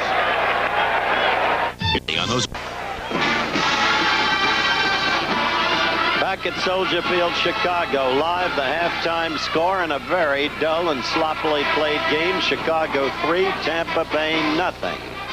Now we're going to go to our new procedure wherein we show you in different categories the key plays that occurred on NFL gridirons yesterday. Plays selected by our producer and director, Bob Goodrich and Chet Forty. Our halftime features are being brought to you by Merrill Lynch. Imagination, instinct, and versatility make Merrill Lynch a breed apart. For the best passing performance of the day, it was Vince Ferragamo, quarterback, L.A. Rams. This year he's completed 70 of 98 passes, 8 touchdowns. Here were 2 of the 4 he scored yesterday. That one to Cullen Bryant. 20 yards and a TD. He didn't stop there. The Rams built up a 20-7 lead. And then Ferragamo went to further work. A fake to Elvis Peacock, and then the toss to Willie Miller, number 82. A great day for Vince Ferragamo. For the best rushing performance of the day, who else but Franco Harris, number 32, Pittsburgh Steelers. His first 100-yard game of the season, 102 yards on 22 carries. This was a dash for 15 yards as he broke loose on the left side. Just part of a most productive day. On this play, you will see Franco burst off Matt Blair, number 59, for a touchdown. He's now tied with Leroy Kelly on the all-time NFL list, 74 rushing touchdowns. Detroit at Atlanta for the most unusual play of the day. The Falcons were leading 7-3 in the first quarter, and Buddy Curry, the rookie from North Carolina, came through. Danielson lost the ball. Nobody knew where it was except for Buddy Curry, and there went number 50 all the way downfield, 30 yards. Touch for the defensive performance. Who else but number 53, Randy Gradishaw, the great one from Ohio State with the Denver Broncos. 48 seconds left in the first half. Cleveland ahead 10-6. Sipe rolling left, looking to pass. Throws, unfortunately for him. Gradishaw bats it down, 57. Tommy Jackson knocks it up into Gradishaw's hands.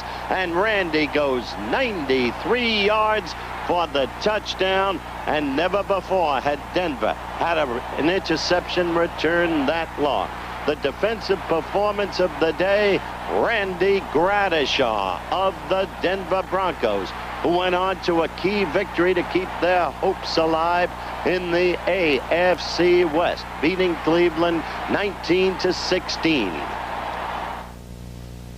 Bart Starr, a Lombardi disciple. Forrest Gregg, a Lombardi disciple. Cincinnati at Green Bay, Lambeau Field, first quarter. Cincinnati leading 6-0. But Lynn Dickey, who wanted to retire 2 weeks ago, hit James Lofton for a touchdown, and the Pack was back 7-6 leading. Then in the second quarter, the same Lynn Dickey having his best day of the year by far to Steve Atkins, the fine one from Maryland. Atkins poured in. Green Bay held on to win 14-9. Chuck Knox, the astonishing coach of the Buffalo Bills. The Bills at San Diego, the battle of unbeatens.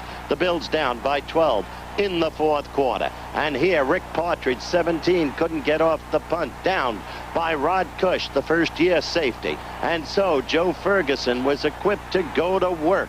Just 4 plays later, 4th and 3 at the Chargers 9. He hit Mark Bramett, touchdown. It was 24-19 San Diego. On the Chargers, next play from scrimmage, 1st and 10, their own 21.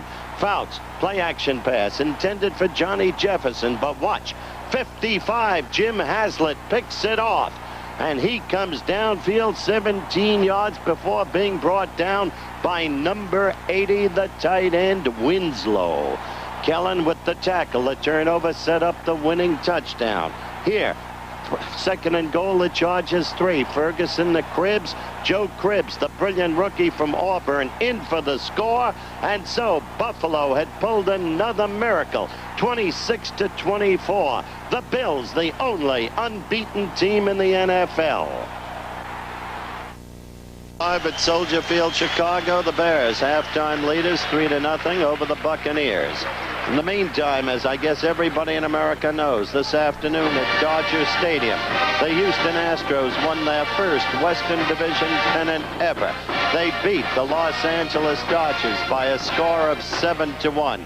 Our congratulations to them. Let's look at today's highlights. They played 162 games, each team did. It came down to one game this afternoon. Dave Goltz on the mound for the Dodgers. Top of the first, Terry Poole batting for Houston. Poole hit a simple ground ball to Lopes, who let the ball play him. Poole was on first, moved to third on a Cabell single, and then Cruz hit this simple grounder to Hatcher, who he threw home. Apparently an easy out. Ferguson blew the play, 2 errors, 1 run in. They scored another run in the inning, 2-0 Houston. Then, in the top of the third, 2 outs. Cesar Cedeno up, singled up the middle. That brought up the young man who's been the Astros' hottest hitter down the stretch run. Art Howe, the name. Didn't even break into baseball till he was 25. Howe got a hanging slider, pummeled it to left center, forget it, it was gone. 4-0 Houston. And it appeared there would be even more in that top of the 4th, but it turned out that there wouldn't be. Watch closely. Alan Ashby was on first. Greg Reynolds up. Hit that shot to right center. Watch Rick Monday. A remarkable pickoff of the ball and an equally remarkable relay to Lopes. Lopes a perfect throw home. And, of course, the runner was easily out. But look at Ferguson needlessly kneeing the runner. And that provoked tempers, and that provoked a near free-for-all. But the umpires prevailed. This was Terry Poole again. It was in the top of the 4th. A perfect bunt. It was a base hit. He stole second, got to third. Cabell and Morgan walked. Jose Cruz at the plate. Bases filled. Dodgers in deep trouble. And a long blast to left center. It appeared to be in the gap, but not with Rick Monday. He played sensationally all day in center field. Made that catch. That made it 5-0. And more would be heard from Mr. Howe. Up again with the bases clogged. Broken bat single up the middle, and that made it 7-0. From then on, it was an absolute cakewalk for the Houston Astros. Joey Niekro, the brother of the more famous Phil, had himself a ball. Frustration registered in the Dodgers' faces after their great comeback, but Houston had won. I think it's a big risk to have Reagan as president. Reagan scares me. Surprise registered against the Houston Oilers yesterday by the Seattle Seahawks. And as we pick up the action, it was in the second quarter, 13-0 Seattle. Houston's ball, 1st and 10, their own 19. Stabler throwing long for number 86, Mike Barber, but no. The ball was picked off by number 22, Dave Brown, out of Michigan, once a Pittsburgh first-round draft choice. Brought all the way back till he was felled by Earl Campbell. After that, 3 plays later, Seattle's ball. Jim's on back, looking downfield, hitting one of Fran Tarkenton's former receivers, Sam McCullum. So Seattle went on to pour it on Houston, 26-7. Really a big upset that was. And there is Mike Phipps. We're back live, getting ready for the second half, getting his tonsils in order, struggling to achieve some degree of posture. In a now sinking seat is Frank Gifford. Am I doing all of that over here? All right, Tampa Bay will kick off. Dropping deep is Dave Williams. He moves back for the Chicago Bears. As you look at the stats, the Bears had prime field position throughout the first half. They were only able to negotiate 3 points. Williams waits for the ball at the 3. And here comes Dave Williams.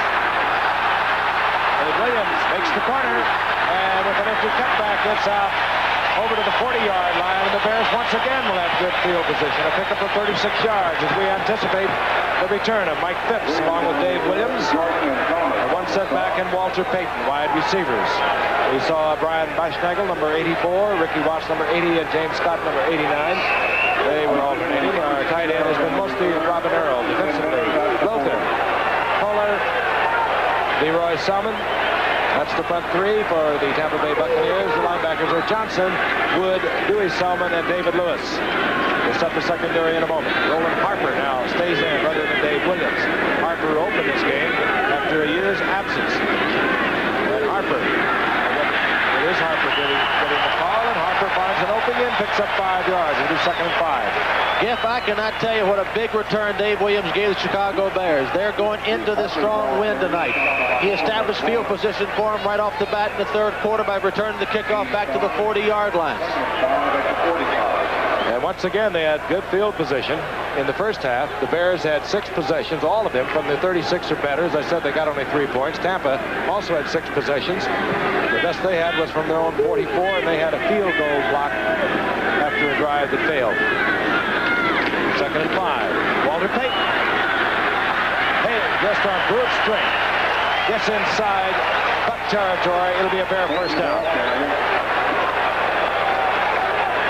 Frank Gifford along with Howard Cosell and Brian Tarkin in Bearsville. And as you look down and see these Bears, it's fun to recall the many great players that have performed in this block, the traditional block of the Bears. We talked with one today, Howard Sid Luckman. Sid, of course, recalling some of the great years. The Bears hoping that the 10-6 record of a year ago is an indicator of things to come. They've been struggling during the first part of the season. 1-3 coming into tonight. Tampa Bay 2-2. On 1st and 10, Phipps to the air. The ball dropped by Robin Earl. Took his eyes off it. It'll be 2nd and 10. Robin Earl once again in their tight end. He was a running back in his previous 3 years. That's one of the most common things you'll see. Tight ends and fullbacks interchangeable. You remember Hewitt Dixon with Oakland had been a tight end, became a punishing fullback. Robin Earl started as a fullback, now moves in at tight end. An excellent blocker, but not the best receiver in the world, as he just gave evidence. Bob Fisher comes in, so we have 2 tight ends. Bob Fisher, 85, the rookie from SMU. He had a spectacular catch in the first half. Single setback was Walter Payton. 2nd and 10, the draw call. Payton just explodes through a little opening, short of the first down around the 42-yard line. It'll be 3rd down and 3. Well, they look enthusiastic, I'll say that. They're coming out good. And Howard, you made the point earlier in this telecast that last year the Bears started the season with 3 wins and 5 losses, and yet ended up 10-6 and in the playoffs. This year they started 1-3. They're slow starters. Ball marked inside the 43-yard line of the Bucks. James Scott put out to the right on this Bears call.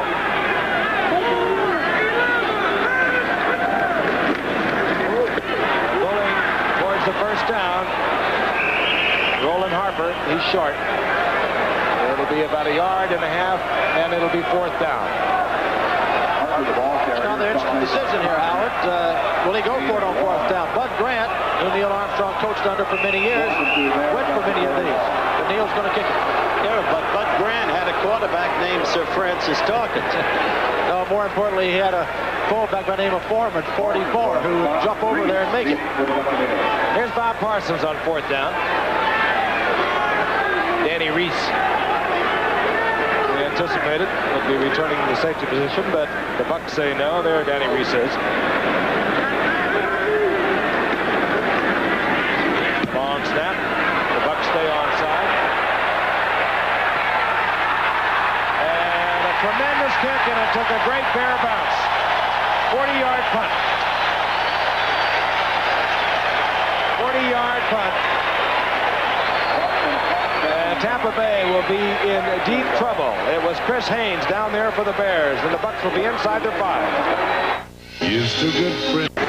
The Buccaneers elected not to drop a deep man on that punt by Bob Parsons. And Chris Haynes killed the ball at the 32-yard line, and that's where Tampa Bay is at the moment. In the shadow of their own goalpost. Their first possession here in the second half. Ball goes up to Ricky Bell, and Ricky Bell nailed there, upended. Super tackle by Gary Fensick. No need to talk about Gary Fensick anymore, except to take note of this. That young man was a wide receiver at Yale. Look at that. Rushing yardage. Tremendous, right? Passing on both sides. Quite an offensive battle. But the game is still in balance, Howard. 3-0, and Tampa Bay does not want to turn over here. Fensick actually played in the East-West game. On the All-Star East team as a wide receiver, scored a touchdown, catching a pass. Developed his body, worked the weights, and became a strong safety. Williams hands off to Eckwood, and Eckwood, nice running out of the 5-yard line to the 7, gain of 5. It'll be third down at 5. There goes a happy face. John McKay looking on. Well, Giff, they threw it on first down from the 2. Do you think here at 3rd and 4 he'll try it again? I think it would be a good call to throw the ball, a good safe pass to one of the backs. We're in the third quarter. Nearly 5 minutes have elapsed. Crowd now all of a sudden shouting defense. They're back showing their allegiance to the Bears.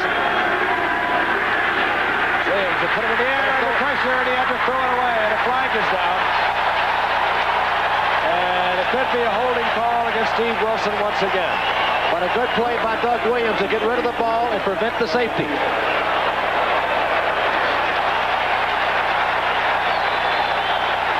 Here's Williams under a lot of heat, which he's been under all night tonight. The Bears have a good pass rush. He has nowhere to throw the football. As you see Hampton, 99, come after him.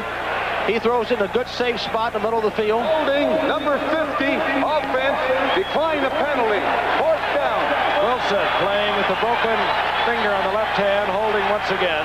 Naturally declined because Tampa Bay must punt from their own end zone. The Bears will get good field position again. Eddie Waltershy is in to return punts, as you can see, standing near midfield. Tom Blanchard in his own end zone.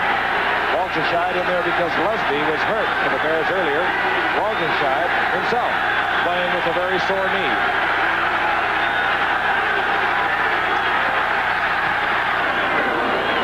Blanchard looking from the tight formation, and it takes a Bear bounce. And it will be down near the 40-yard line. Danny Reese got down there quickly to stop that ball from bounding either further deeper into Tampa territory. 32-yard punt. And the Bears will have the ball at Tampa's 40-yard line. The Chicago Bears, following a 32-yard punt by Tom Blanchard, have the football at the 40-yard line of the Tampa Bay Buccaneers. The Chicago Bears have a 3-0 lead. 10:04 remaining in the third quarter. Ryan Boschnagel, wide receiver, top of your screen, number 84, as the Bears adjust their alignment. Robin Earl in motion, and this is Walter Payton. And Payton upended. Fine defensive play by Cecil Johnson. And we're going to pause 5 seconds and allow our stations to identify themselves. WLS-TV, Chicago. Cecil Johnson battling through a block, drops Walter Payton for a 2-yard loss. It'll be 2nd down and 12. The ball back near the 43-yard line. Not much offensive action throughout the first half, in case you just joined us. We're watching the Bears and the Bucks. Bears leading 3-0. Fitz, pure timing pattern going out to his wide receiver, Ricky Watts, and Ricky Watts is pounded there. Good defensive play by 25, Curtis Jordan. It's a quick out, and he's playing him awfully tight. Watch Jordan make the reaction. The ball is there, but so is Jordan. That's Jordan hits that way. We noticed that in the game against Los Angeles when he made about 5 or 6 unassisted tackles. He became a starter this year when Jarris White was traded to Washington and has performed well. 3rd down, long 12. Ball inside the 43-yard line of the Bears. Phipps, the blitz is on, and Phipps reads it and fires deep. Boschnagel has it. Brian Boschnagel has the ball at the 6-yard line, and Phipps very calmly under the full blitz delivered. The Tampa Bay Bucks rushed 7 men that time. They left their defensive backs man on man. Here it is. You'll see the offensive line of the Bears pick up the blitz very nicely. There's Peyton blocking on Dave Lewis. He did throw a good block. A very good block that enabled Phipps to get it off and get it to Bashnagle. And he beat Cotney, 33. Tough coverage, though. You can give Sweetness, Walter Payton, a credit on that. He took on the biggest linebacker on the field, kept him out of Phipps' face. Phipps was able to deliver. Mark Cotney was back there trying to cover, but again, on the blitz, he was one-on-one with Bashnagle. First down and goal. The ball at the 6-yard line. Phipps on a rollout. Looking into the end zone. He's going to run. Phipps will take it in. Score. That'll be a hero. But keep in mind, the Bears are doing this against the wind, and Tampa Bay will be faced with that same wind in the fourth quarter as they play catch-up. As you look at Neil Armstrong, the right tackle, Dennis Slick, must have gotten a good block on Collar because Phipps had the whole corner to himself. Watch him roll to the right here.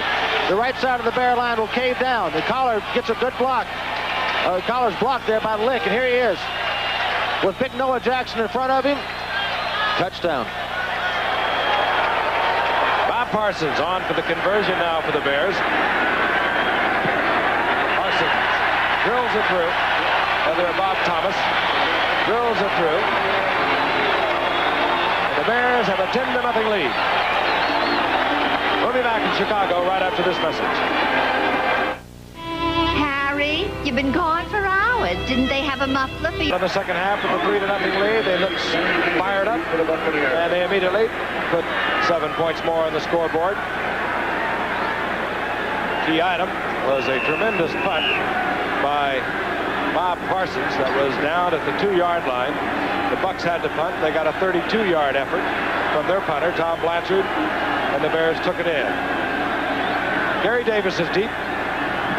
Bob Thomas hits it. This will be Gary Davis from his 12, and it's taken away from Davis by Danny Reese. And they almost left it there for the Bears. Tampa playing sloppy football here tonight. They mark it at the 24-yard line. Not often you'll see a John McKay coach team look like this. There he is, one of the great records in the history of collegiate football. 16 years at USC, 3 national championships. 2 Heisman Trophy winners, 40 All-Americans. You could go on and on. Good toss, Ricky Bell. Bell piled up as he moves out over the 25.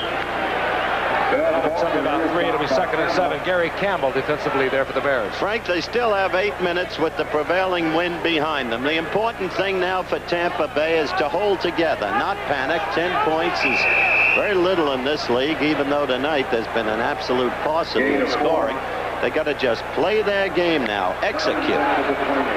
Brad Shear comes in, number 72 for the Bears defensively, and tackle Osborne.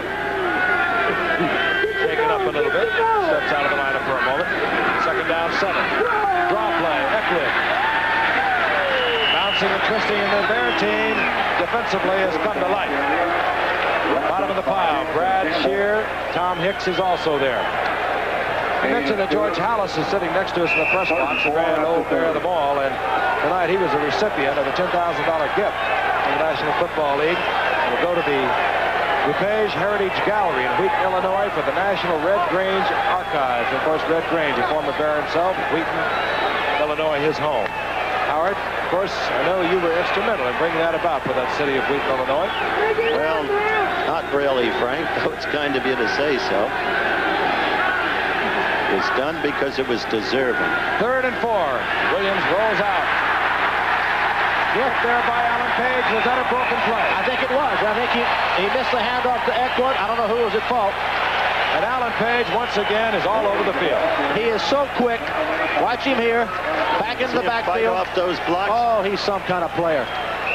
He plays hard all the time, sideline to sideline. He's been some professional. There he is. Having a tremendous night. 4th down. Blanchard again. Deep for the Bears. Lenny Walter-Scheid at his own 30.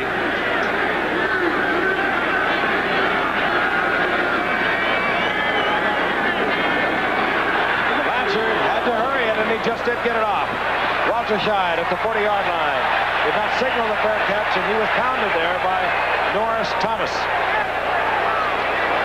So the Bears, again, and I've repeated it over and over, will have good field position. They will begin at their 40-yard line. We'll be back in a moment. Now, Ending the third quarter, have the football at their own 40-yard line. Mike Phipps brings them up. The two tight ends are in. That means a single setback, Walter Payton. Robin Earl, 81. Bob Fisher, 85. The rookie from SMU at the tight end. This is Walter Payton. And Payton finds an opening and just erupts out to the 49-yard line for a gain of 9. Let's put this in perspective, Frank. Now they can chew up most of the remaining time in this quarter, so that Tampa Bay will have virtually no time with the prevailing wind, which has been a dominant factor in the game. Well, if you're going to chew it up, you got Walter Payton to do it. That's it. They'll keep it on the ground as much as possible. And Tampa Bay helped by, in their last series, keeping it on the ground, Francis. That's right. They didn't throw the ball at all. 2nd and 1. Payton now with only 30 yards. That was his longest gain of the night. Phipps fires complete to Dave Williams. He has the first down. Now, when Phipps got rid of the Boo Birds and all the rest, ever since the end of the first quarter, he's been playing a solid quarterback. He really has, Howard. He has no turnovers. He's completing a high percentage of his passes, and he's got them moving again. The gain is to the 47-yard line of Tampa Bay. 1st and 10. Again, Tampa Bay 2-2 coming into tonight's game. Chicago 1-3, and of course in the Central Division of the NFC. Detroit is 4-1. They fell yesterday from the unbeaten ranks to Atlanta. Walter Payton again. And Payton skips down the sidelines inside the 45 to the 43. Gain of 4. It was 2nd and 6. Neil Colsey took Payton out of bounds. Don't forget, folks, beginning tomorrow night, the championship playoff series. It'll be tomorrow night at Philadelphia, the Astros against the Phils, Mike Schmidt and company. And then Wednesday afternoon at Kansas City, the Royals and George Brett and company against the Yankees and Reggie Jackson and company with Jim Palmer, Billy Martin, and Al Michaels. Bears thinking more about run than pass. Have the two tight ends in again. They get the ball to Payton on the draw. They go to the outside. Look out. Payton, another Bear first down. Down at the 32-yard line. They'll mark it at the 31. What a treat, Gift, to watch this man play. Not only do you see his quickness, watch his quickness here. He's the only man set back there. There's no hole there up front. He takes it out to the right, which takes extreme quickness. And then he turns it on and gets the first down. Is he something? Did you see that stutter step? What people don't realize is you look at Walter Payton there, he is short of stature, but he is strong. He's built like a rock. Walter Payton needs a little over 70 yards to overtake Gale Sayers for the combined offensive leader in the history of this Bear franchise, and that's 61 long years. 1st and 10.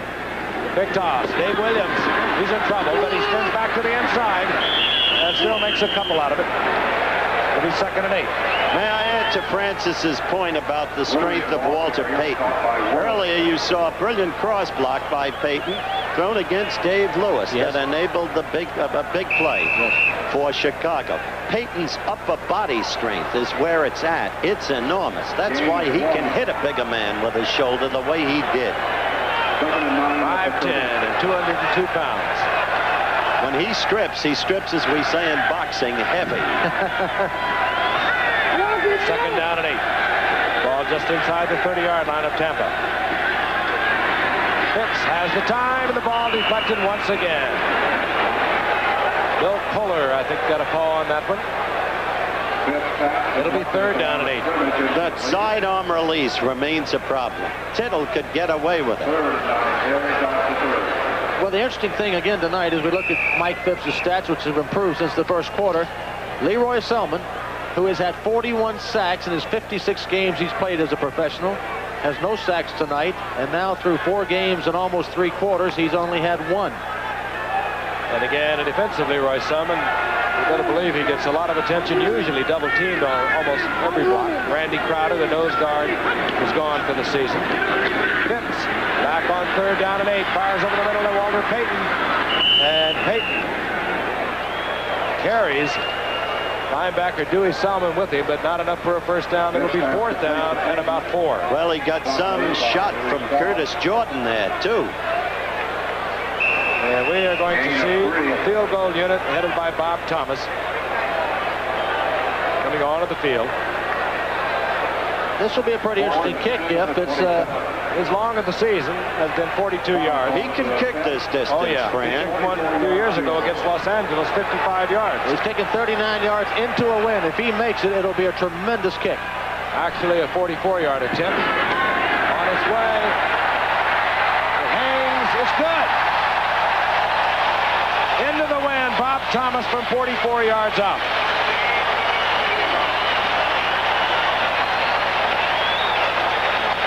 The Bears, to the delight and glee of a sellout crowd here at Soldier Stadium, extend their lead. He likes it. All right, Bob. He likes it, but he wasn't at all sure because it hung there. He didn't even have to kick it twice, Frank. We'll be back. Excuse me. Sets himself up, as you can see, inside the 10-yard line, but not anticipating a long kick by Bob Thomas.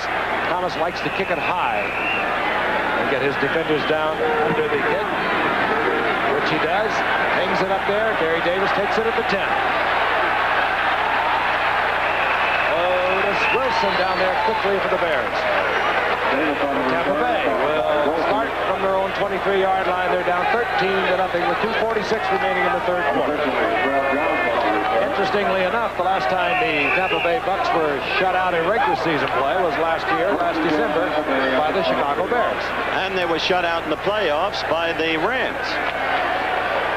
Well, Brother Wade, in the regular season. It's time to crank it up.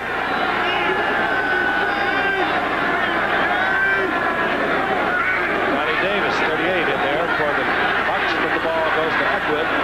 Davis, of course, a gifted blocker, and he paves the way for Eckwood out over the 30-31. Gain of 7. It'll be 2nd down and 3. Buckenstern defensively there on the stop for the Bears, number 58. And Buckenstern, by the way, on that left side linebacker spot, there he is, number 58, is only the 3rd left side linebacker in 25 years. Bill Fortunato and Doug Buffone, both spending a lot of time there for so many years. To Ricky Bell, and Bell has the first down and breaks tackles, gets out close to the 40-yard line.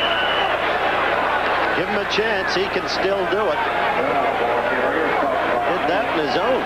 Well, the Bucks are not dead in this game. 2 touchdowns puts them up.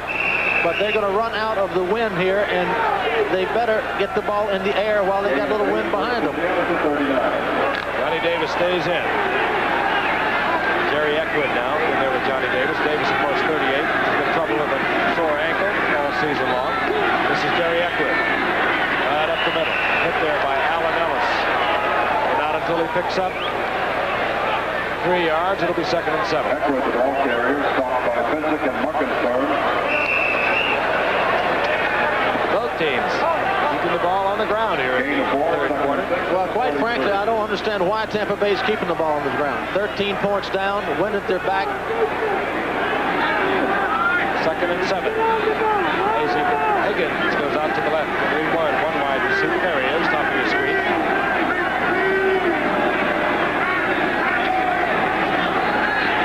And Williams will go down. The defensive charge of Dan Hampton nails Williams back inside the 35. A loss of 7.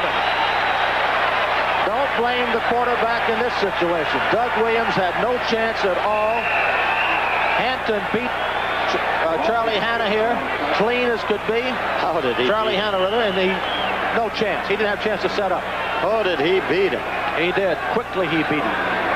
Dan Hampton, the first-round draft pick from last year. We talked about it. He came on a Tampa Bay #1 draft pick that Chicago got in exchange for Wally Chambers. Gary Davis is in there now, number 28 with Jerry Eckwood and setbacks. Gary Davis, of course, a good receiver. Tampa on 3rd and 14. Williams overthrows for Jordan Jones. Incomplete, it'll be 4th down. And Williams beginning to react to the pressure. Well, after you get rushed as bad as he's been rushed, you do get a little nervous back there. He's had no protection tonight. Now the crowd is behind its team. A far cry from their reactions in the first quarter. All the world loves a winner. Tom Blanchard, who has not had the big foot tonight, out to punt once again for Tampa Bay. Waterside is standing at his 24-yard line. This is Blanchard's 7th punt of the night. Howard, I had an old fullback at Georgia by the name of Tater Bug Godfrey, and he said, aren't folks nice to you when you win? What was his name? Tater Bug. Blanchard, again under pressure, got it off. Flag is down. I think you might have seen the holding. 65-yard punt. Well, it's not a flag, it's a shoe, as a matter of fact. Somebody came out of it. Yeah, there is a flag down. There is one down over there. It looked like right in the middle of the line there was holding on the part of Tampa. What a bad break for Tampa Bay this would be. If you can get a replay of that, I think you'll see it.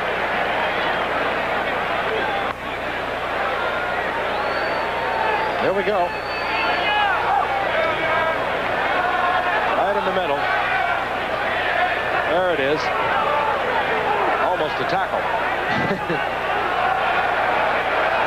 It'll bring it back. Blanchard's best effort of the night is being brought back. Oh, boy. He throws with the penalty. Holding offense number 59. Andy Hawkins, the offending Tampa Bay Buccaneer, and Blanchard will kick again. Well, that would have been the worst field position the Bears would have had tonight. They've started no worse than their own 36-yard line. Got to put them on the 20, but it won't be. As you can see, Waldenscheid position at his own 31.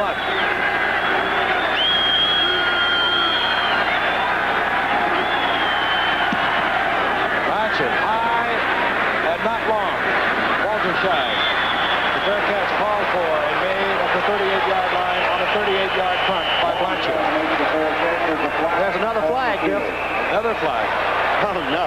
But this one is down the field. This could very well be on the Bears.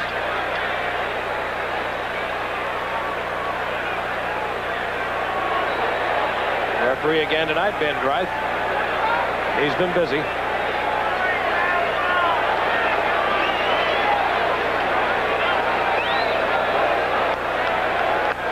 Preliminary indication.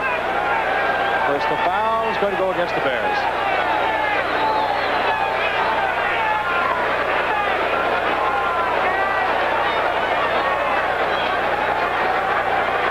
And it's marked off. 6th penalty against Tampa Bay. They've been penalized. Whether the 3rd penalty against the... Here's a Personal foul, unnecessary roughness on the receiving team, number 83.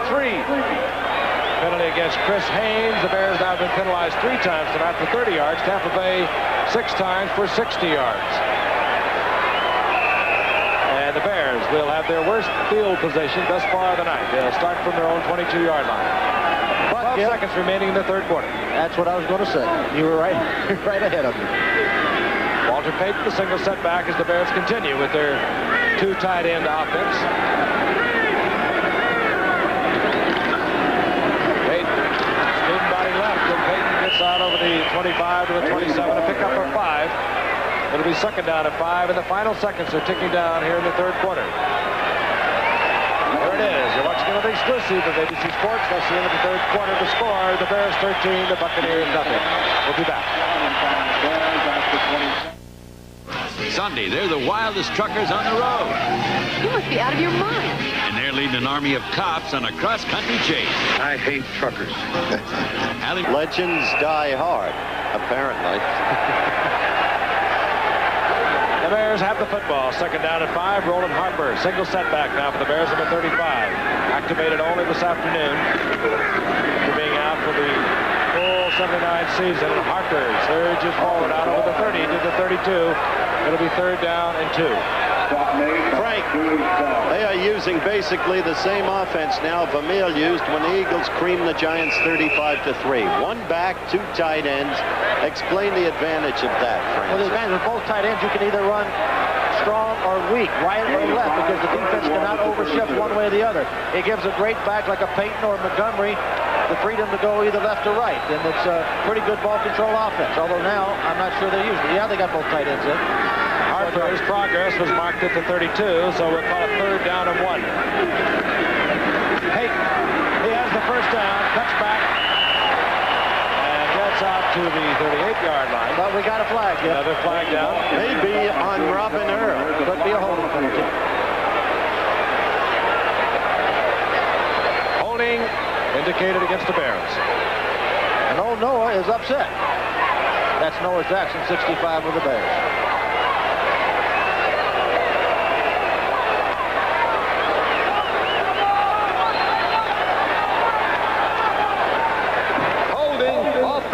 Number 81. Robin Earl. Howard, you're right. The tight ends. Right on. All right, the third quarter stats. Notice the way Chicago suddenly assumed domination in total yards, in rushing yards slightly, passing yards decisively, and now they lead in time of possession, where Tampa Bay earlier on had held it conclusively. Tampa Bay only able to generate 60 yards through the air. 3rd down, 11. Bears from their own 22. Fumbles the football, and the Tampa Bay Buccaneers all over it. Dewey Selman, I believe. Critical mistakes. Trying to move out of the pocket. Had the ball jarred loose. And is taken by Leroy's little brother, Dewey. So Giff, you see what Robin Earl's penalty cost him. Yep.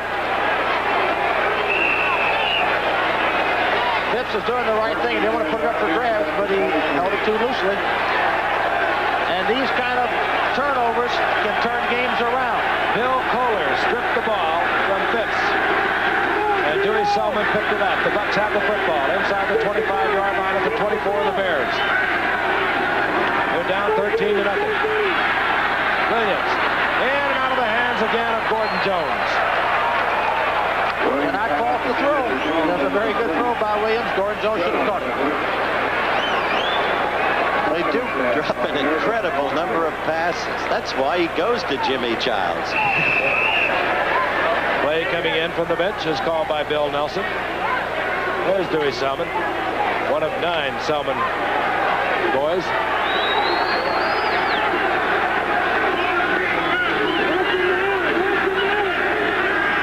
Single set back is Ricky Bell. Flag is down, and Williams is down at the 32-yard line. And that's Dan Loss of 7 yards, but again, a flag is down, and Dan Hampton was in there again. Dan Hampton is having a field day. Or evening. Well, if it's a holding call, I would imagine they will decline the penalty. Holding indicated against Tampa. Holding, offense, number 75, decline the penalty. The guy he's chewing up is Charlie Hanna. Yes, he is. That holding call was not against Charlie Hanna, however, against Dave Brevis. Well, in this situation, Howard, Williams has still got 2 downs to make the first down. They're not going to try to take a field goal. He's got 3rd and about 17 yards. Again, the intermediate pass, the 10 to 12-yard pass is the call to make.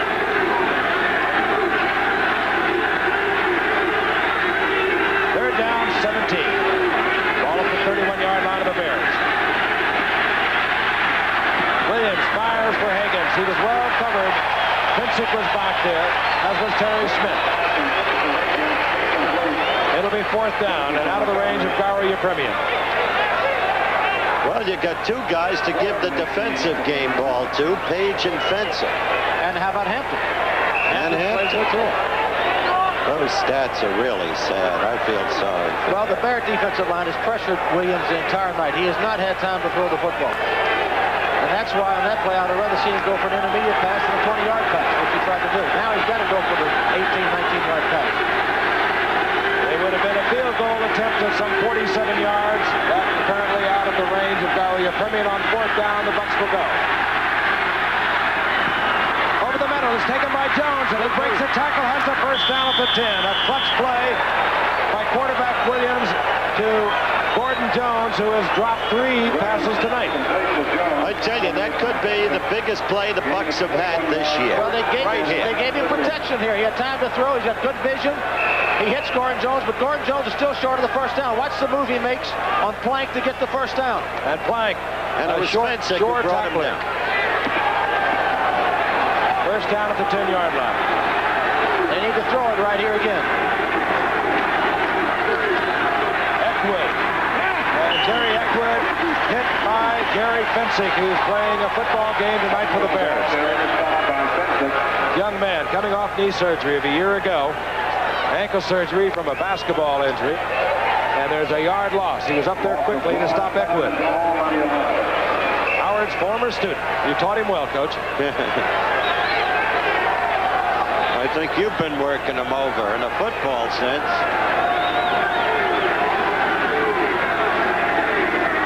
From the Bears' 11-yard line, the Bucs down 13-0. We're in the fourth quarter. 13 minutes remaining in the game.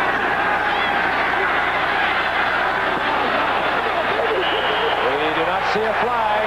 It was Gordon Jones working against Allen Ellis. Ellis lost his footing, incomplete. This is critical. They wasted the critical first down by running the ball.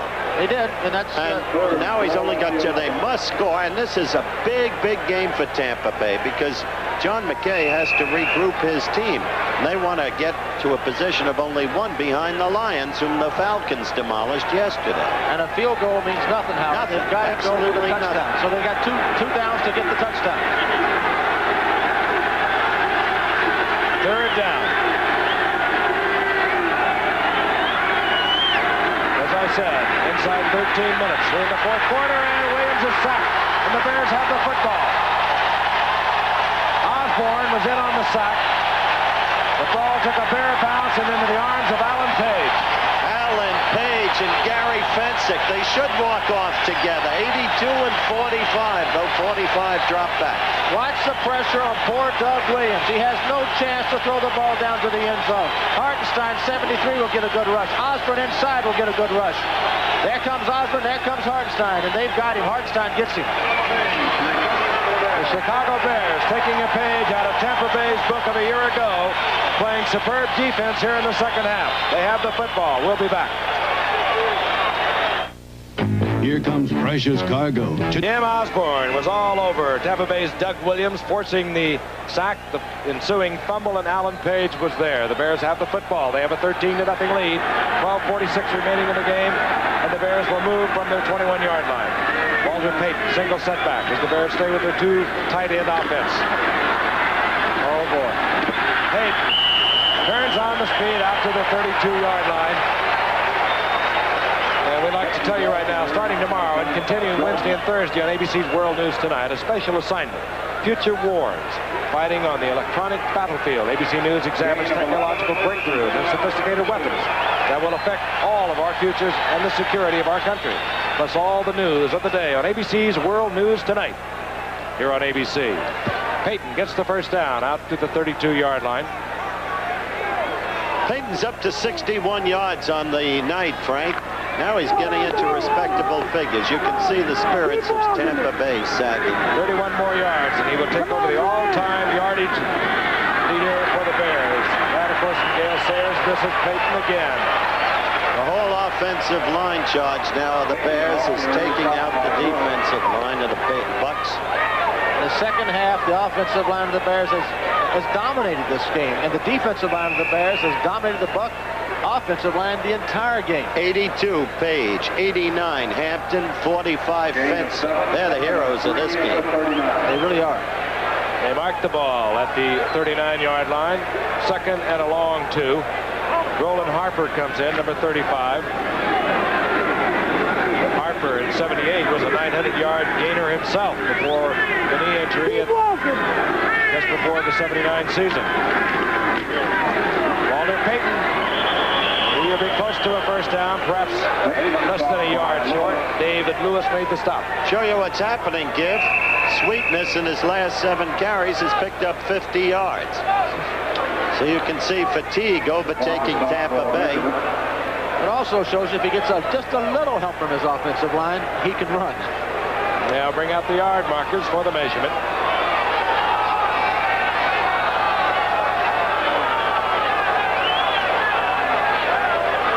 Inches short. And as they bring the yard markers back, we'll tell you this telecast is presented by the authority of the National Football League. It's intended for the private use of our audience.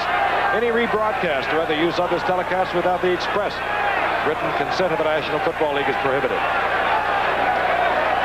Third down, inches. Skip, usually in situations like this, as you know, with inches to go, they have one play they want to go with. The last time they were in this situation, they went with the quarterback sneak. Be interesting to see if they do the same thing again. I doubt it. All right, I think they will. Mike Phipps brings the Bears up. Their short yardage offense, of course.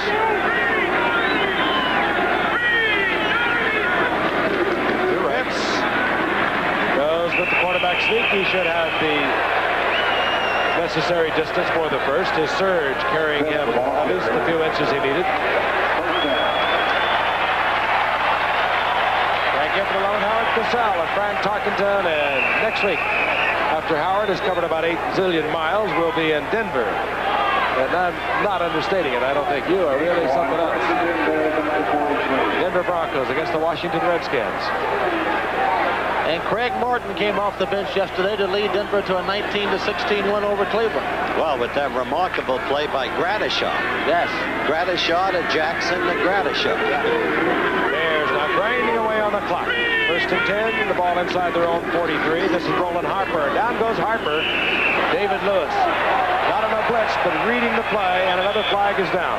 Best give-and-go play I ever saw in football. That's an interesting, as a late flag, and it could very well be against the Bucs for some kind of personal foul. Let's see. Personal foul against Tampa.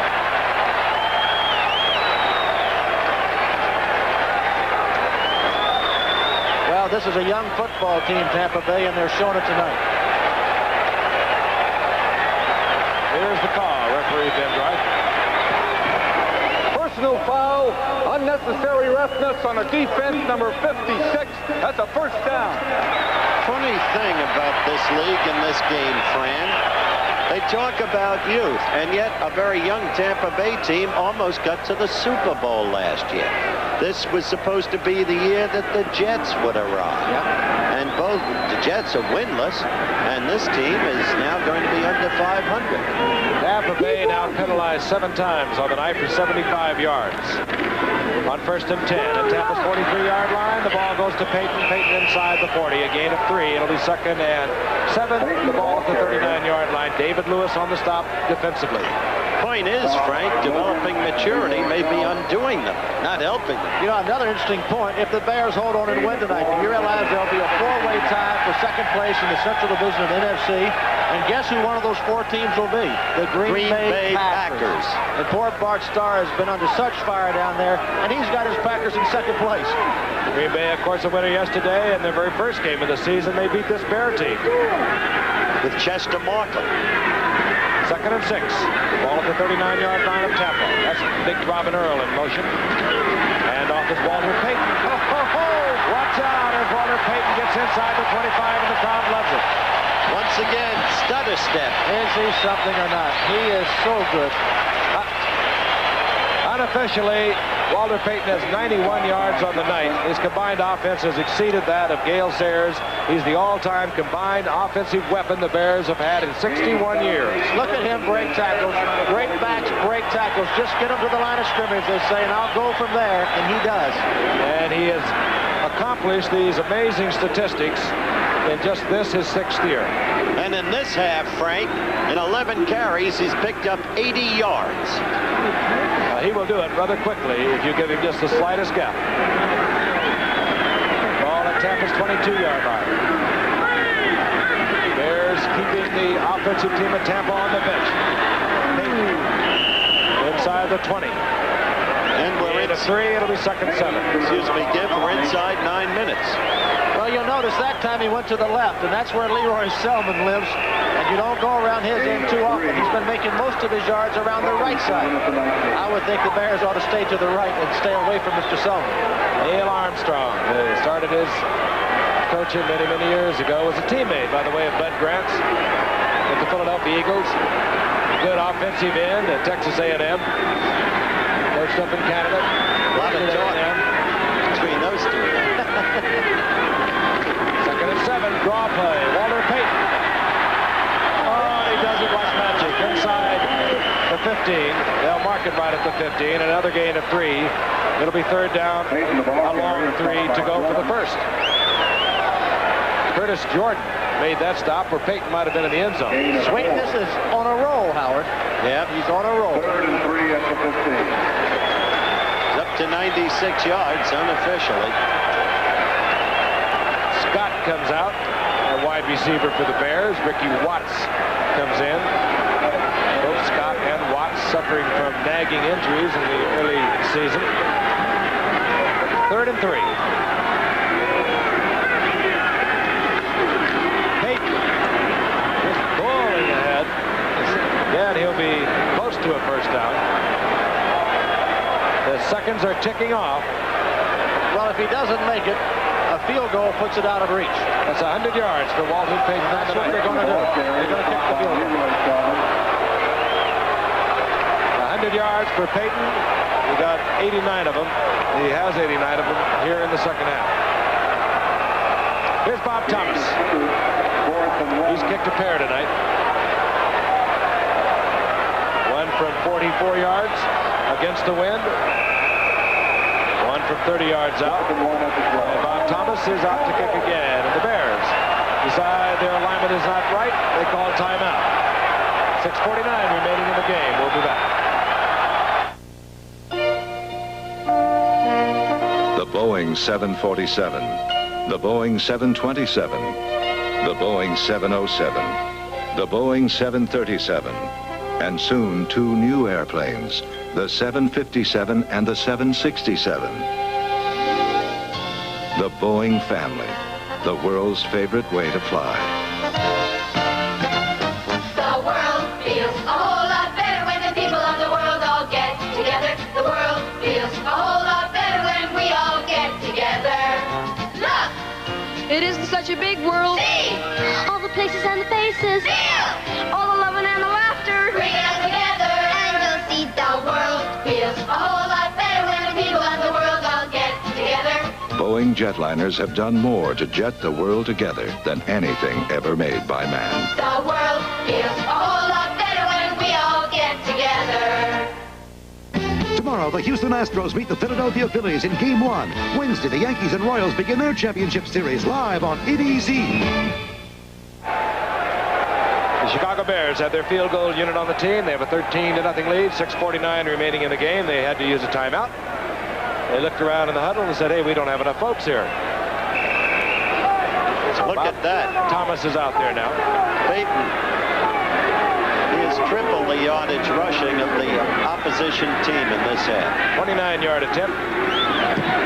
On its way. And through the uprights. Good night. Yeah, Thomas, third field goal of the night. And the Bears move out on top 16-0. We'll be returning to Soldier Field in Chicago right after this message. Points to extend their lead. 16-0 over the Bucks. They use 6 minutes and 1 second.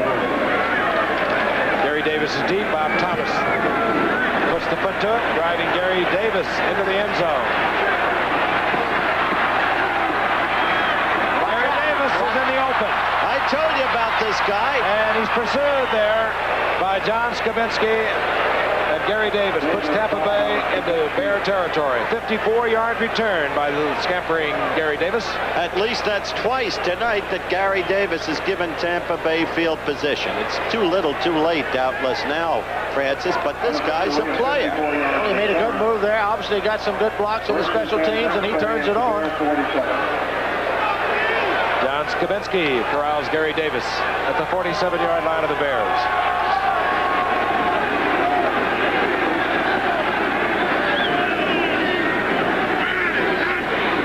Williams on first down to the air.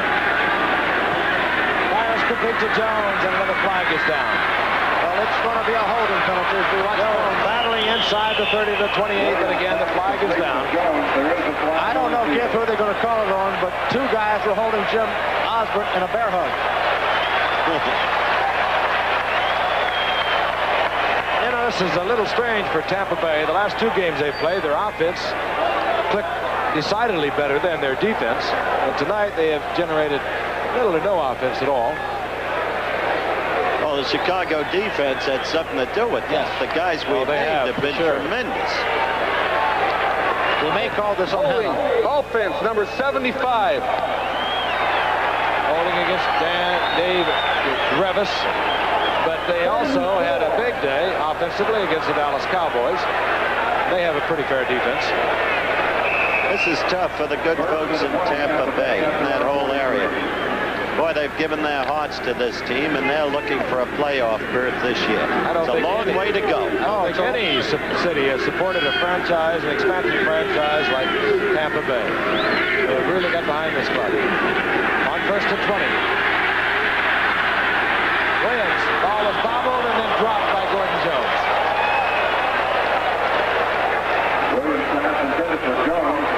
Tonight also marks the first time in Dave Williams' career, or rather Doug Williams' career, that he's been sacked twice in a game. Well, that young man has had no chance tonight. He hasn't gotten the protection from his offensive line. There's no quarterback in the world that can throw with the pressure he's had on him. Second down, 20.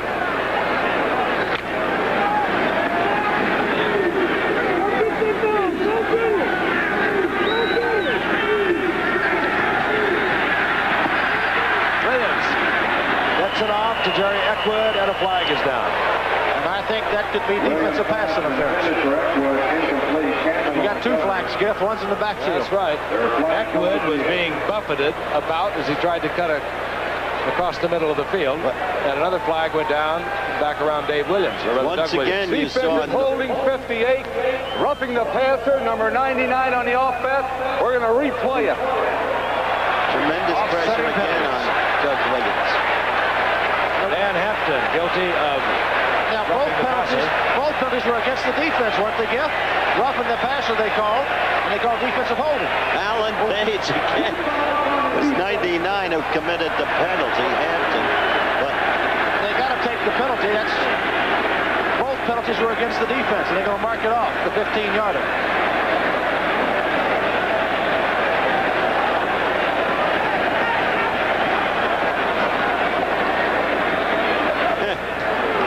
See Allen in there again. Roughing the passer, number 99 defense.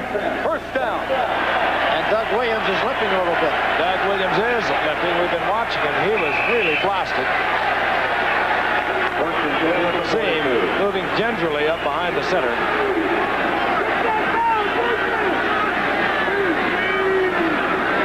Ricky Bell, single setback on the first down. My goodness.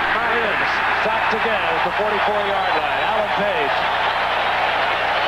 And the Bear defense is just forgetting run altogether. They're just turning it loose and blowing in there. Alan Page in there again, among others. This is horrible pass protection. Everybody's in there, but Alan Page is really something. And Hampton's back there with him, too. Poor Williams has nowhere to go. A loss of 12. Fourth sack of the night on Williams. Chuck Yasina comes in, the quarterback for Tampa Bay. Well, I don't blame McKay for doing this. Save Williams. Yep. Chuck Yasina, of course, second-year man out of Penn State. He was a fifth-round draft pick last year. Set numerous records at Penn State, and we are going to have a delay of game in the change of quarterbacks. When it goes wrong, it goes wrong. Hey, when it starts to go wrong against the Bears, look out. Yep. Offense delay. Chuck Pacino was a fifth-round draft pick. He was part of the Earl Campbell trade of draft picks. How about a 2nd and 28 call from the coach on the sideline? I don't know what you could do in this situation. Pacino, his second NFL pass of his career. Deflected by Jim Osborne. It'll be 3rd down and 28, which is not a whole lot better than 2nd and 28. This doesn't look like a team that lost 34-13 to the Vikes. Not in the second half it didn't. They came together. This could turn their season around, the Bears. 34-13 to the Vikes, 38-3 to the Steelers. That can happen. Yes, that can happen. Doug Williams testing a leg that was skippy there for a couple of plays. 3rd and 28 for Chuck Messina. Alan Page. Run for your life. Messina struggling to get out of bounds, which he does at the 40-yard line. Boy, he was twirled around in there. Alan Page is destroying the offensive line of the Bucs. Look at him there. He runs Messina out. Messina doesn't know which way to go. No, he just wanted to get away from Page. And run for the sideline. Smart quarterback, Chuck. Life was easier at Penn State. I should say. Tom Blanchard will punt for Tampa. Lenny Walterscheid deep for the Bears at the 20-yard line. 5:16 remaining in the game. Bears with their 16-0 lead. Blanchard, high and long. Walterscheid from his 14-yard line. 46-yard punt, and Walterscheid moves it out to the 22-yard line. 8-yard return for Walterscheid. 5 minutes now remaining in this game. We'll be back in a moment. Unofficially 8 yards on the return. I make one trick shot in a light beer commercial. While we were away, Mike Phipps came over to the sidelines, went back out on the field. He received a standing ovation. Such is the nature of the capricious fans of pro football. They almost ran him out of town last week. At boxing, at baseball. Bears at the 22-yard line, 1st and 10. Peyton, who's had a tremendous second half, stays on his feet. Gets out over the 25 to the 27. Gain of 5, 2nd and 5. You know, Neil Armstrong doesn't need the advice from us, Fran, but I wouldn't want to risk Peyton with injury at this stage. The game's in the bag. I agree with you, Howard. And as we look at the Bears here in this game, they've got a big game coming up next week in Bloomington, Minnesota against the Vikings, who 2 weeks ago beat them handily here. Both teams will be 2 and 3 in that game. And a very important divisional game for both. 2nd down and 5. Peyton now with 105 yards, 94 coming in this half. Peyton once again. He has the 1st down, or very close to it. He might be perhaps half a yard short. Curtis Jordan made the stop. A quick reminder for Francis and you fans looking in on the West Coast coming up immediately after the game. That's incredible. Some fans down below us are holding up number one. We're number 1. At 2 and 3, they've got a touch of a way to go. What a night they're number 1. Yes, the Bears get their 1st down. Well, as you said a while ago, Howard, it's a long way to go. 16-game season. 11 more weeks. Best evidence is what the Bears did last year, coming from 3 and 5. And Tampa Bay will be in it all the way. I think the Bears will be in it all the way. Bears next Sunday will be at Minnesota. Green Bay will be at Tampa. Bears 1st and 10 at their own 32-yard line. Walter Payton again gets the call, and he's been the workhorse here in the second half. The story has been the tenacious Bear defense, headed by Alan Page. Alan Page now in his 14th year. This Bear organization has a strong Minnesota flavor to it, Howard. Jim Fink's the general manager here. Bill McGrain is here. The equipment manager, Ray Hurley. The head coach, Neil Armstrong. The defensive coordinator, Buddy Ryan. They all came out of what Bud is thinking as he watches Allen tonight. Well, Mike Lynn. Bud is probably out fishing somewhere. I doubt if he's even watching the game. I bet Bud is enjoying it. He gave Minnesota a lot of good years, Alan Page did. There he is. Right by. off. Get him out of there. Peyton inside the Bucs 45-yard line. Running over his own men to do so. He's now up to 134 yards, 123 this half. As you look again at that last burst. And he almost broke this. He's trying to get a block out of Robin Earl, and he runs right up Robin Earl's back. That's good. Walter Payton's coming out of the game to a standing ovation. I think he deserves it. The man who tonight passed, as Frank has told you, Gale Sayers, all-time Bear record for rushing. That's for combined offense. Oh, correct. Here's Dave Williams. And Williams does it to the Bucs this time. Reggie Lewis on the stop. And we have moved down to the 2-minute warning as Dave Williams is close to another Bear first down. We'll be back in Chicago in a moment. Payton has made the difference.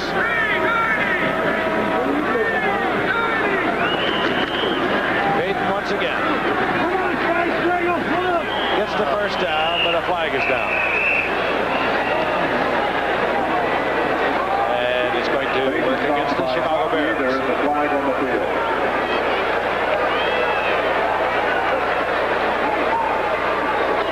Thank our statistician and research man, Mike Swanson, filling in for Jerry Klein tonight.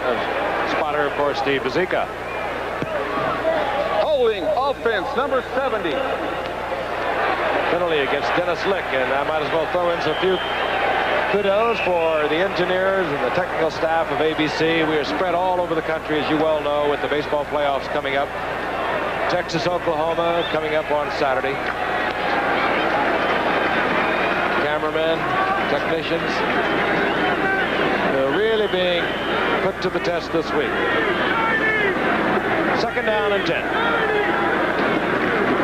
Dave Williams gets into trouble, tries to cut back, and is taken there by Mark Cotney.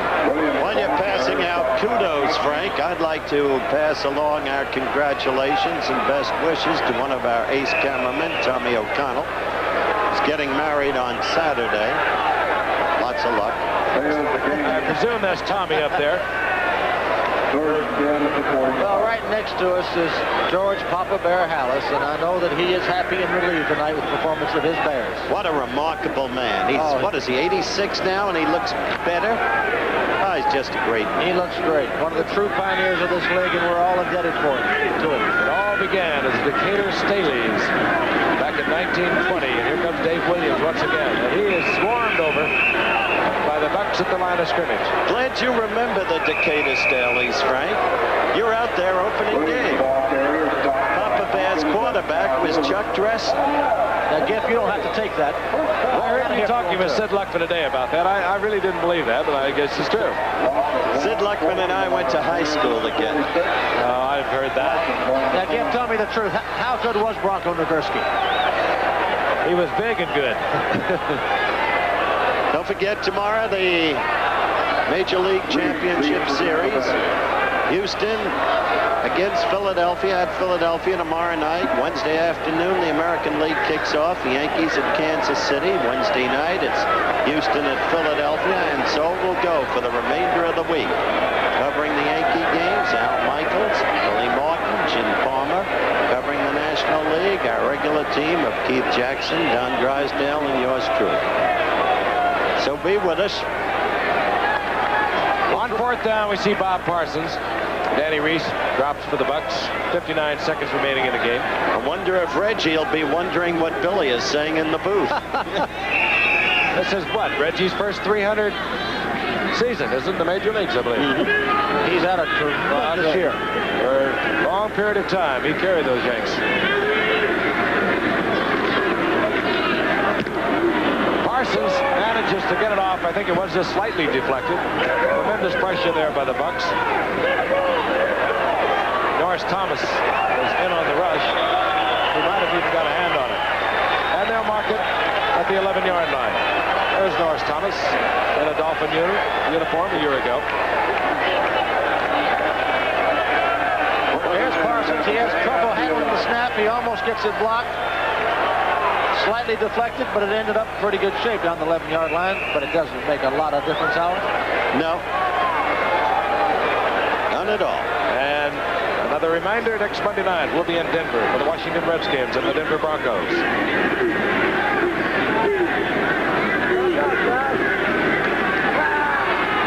Messina is buried, bobbled. The football that could have even been picked off. It's intercepted. Intercepted, I believe. That's Page. Alan Page on the bottom.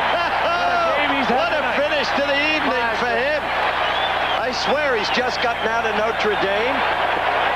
He's only 22. 35 years old. The only lineman in the history of this league to be named the most valuable player of the league. There he is here. The ball's going to slip out of Messina's hands. He's got two blockers on him. It just slipped out of his hands.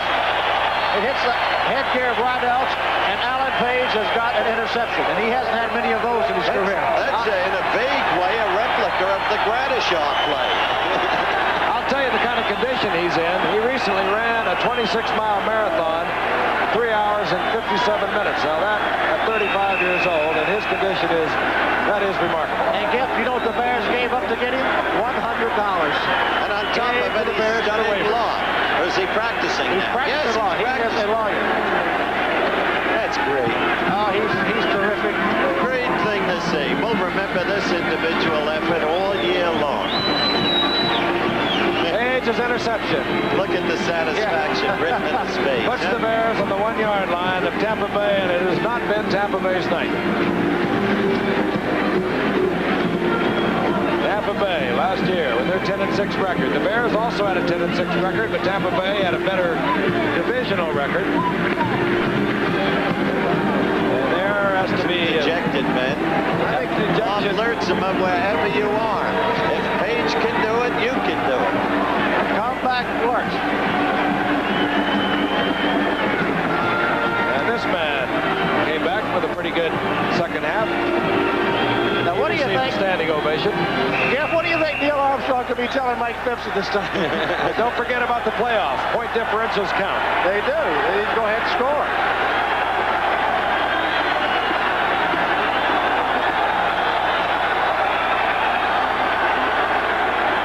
Oh, that's great. What remains of a capacity crowd of 64,000 is chanting, they want the Bears to get into the end zone. Go, go, go. He got it. Phipps into the end zone on the quarterback sneak.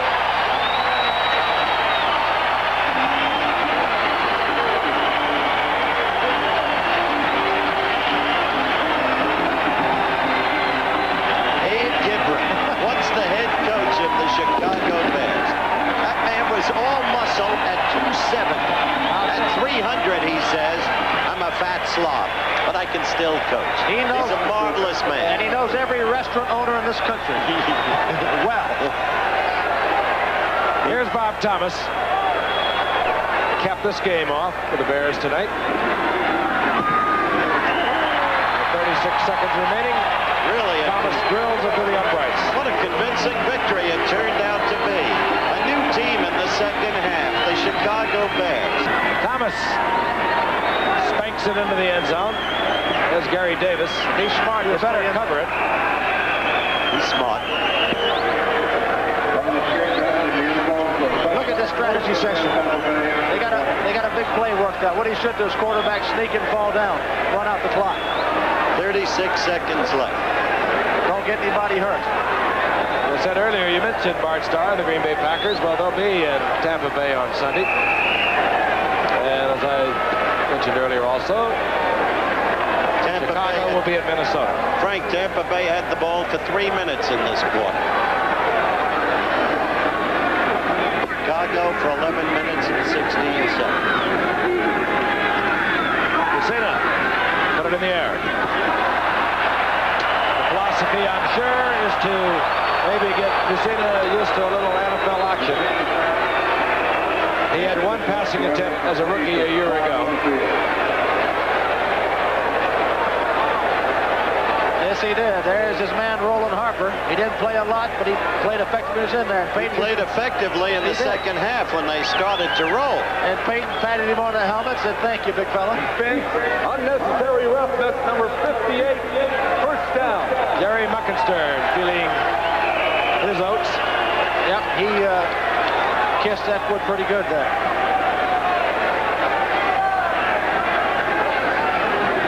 It's a first down for Tampa out of the 35. Lucina chased out of the pocket. Go down. And he hook slides up to the 49-yard line. The seconds tick away. I don't believe they're not calling timeout, are they, Howard? I'm afraid. No, they really did. They called timeout. No, he's getting instructions. Lucina moves over to the sidelines, and again, apparently thinking a point differential in the playoffs. Gives us a chance to remind you again, we'll be in Denver, where the snow is starting to smell in the air out there. I like this time of year out in the Rockies. We'll be there for the Washington Redskins. Who do you think will be the quarterback of the Broncos next Monday night, guys? Robinson or Morton? I don't know. Red Miller, I don't think Red Miller's given up on Matt yet. In the meantime, the Redskins at 1-4 are a better team than that record shows. Yes, they really are. They've had very difficult luck, and of course the loss of Riggins is catastrophic. On first down, Lucina goes to Jerry Eckwood. Eckwood gets a little move on and moves inside the 40 to the 43-yard line. They call another timeout. Yeah, it's hard to understand. It really is. Well, they won't call anymore because they're gone. I mean, that's a formality that one can do without. Well, McKay called it. Remain. I saw him give the signal on the sideline to call the timeout, which they did. Well, putting into perspective, the game is lost, of course, but Chuck Lucina is seeing his real first action, and I'm sure that John McKay would like to have him feel that heat out there for a while. Get used to it. There might be a time when he has to come in for real. There's Barry Bucks. And so they did. Offset. Tampa Bay, timeout. That's their last timeout. Offsetting penalties. And there's Walter Payton. He had himself a night. It's lonely on top, Walter.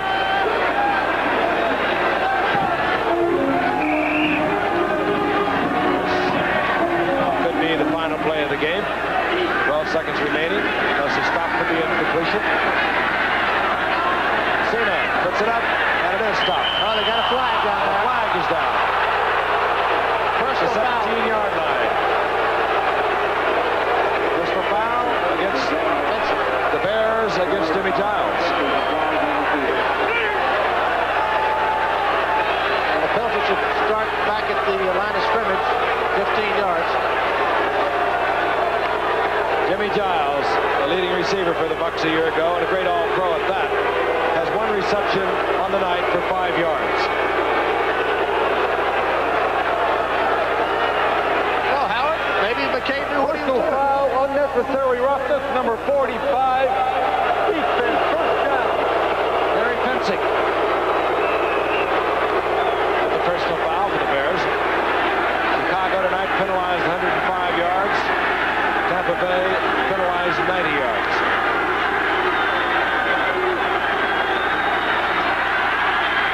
Alan Page. Jeff Casina has run out the clock. This is Ricky Bell. This ball game is over. To the delight of Bear fans. Well, as the Chicago Bears go to a 2-3 mark, Tampa Bay goes to 2-3.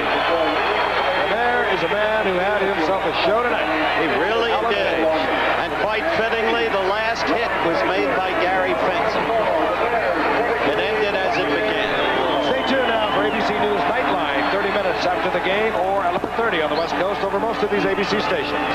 Once again, the final score of the Bears, 23, the Buccaneers, nothing. Travel arrangements made through and a promotion fee paid by United Airlines.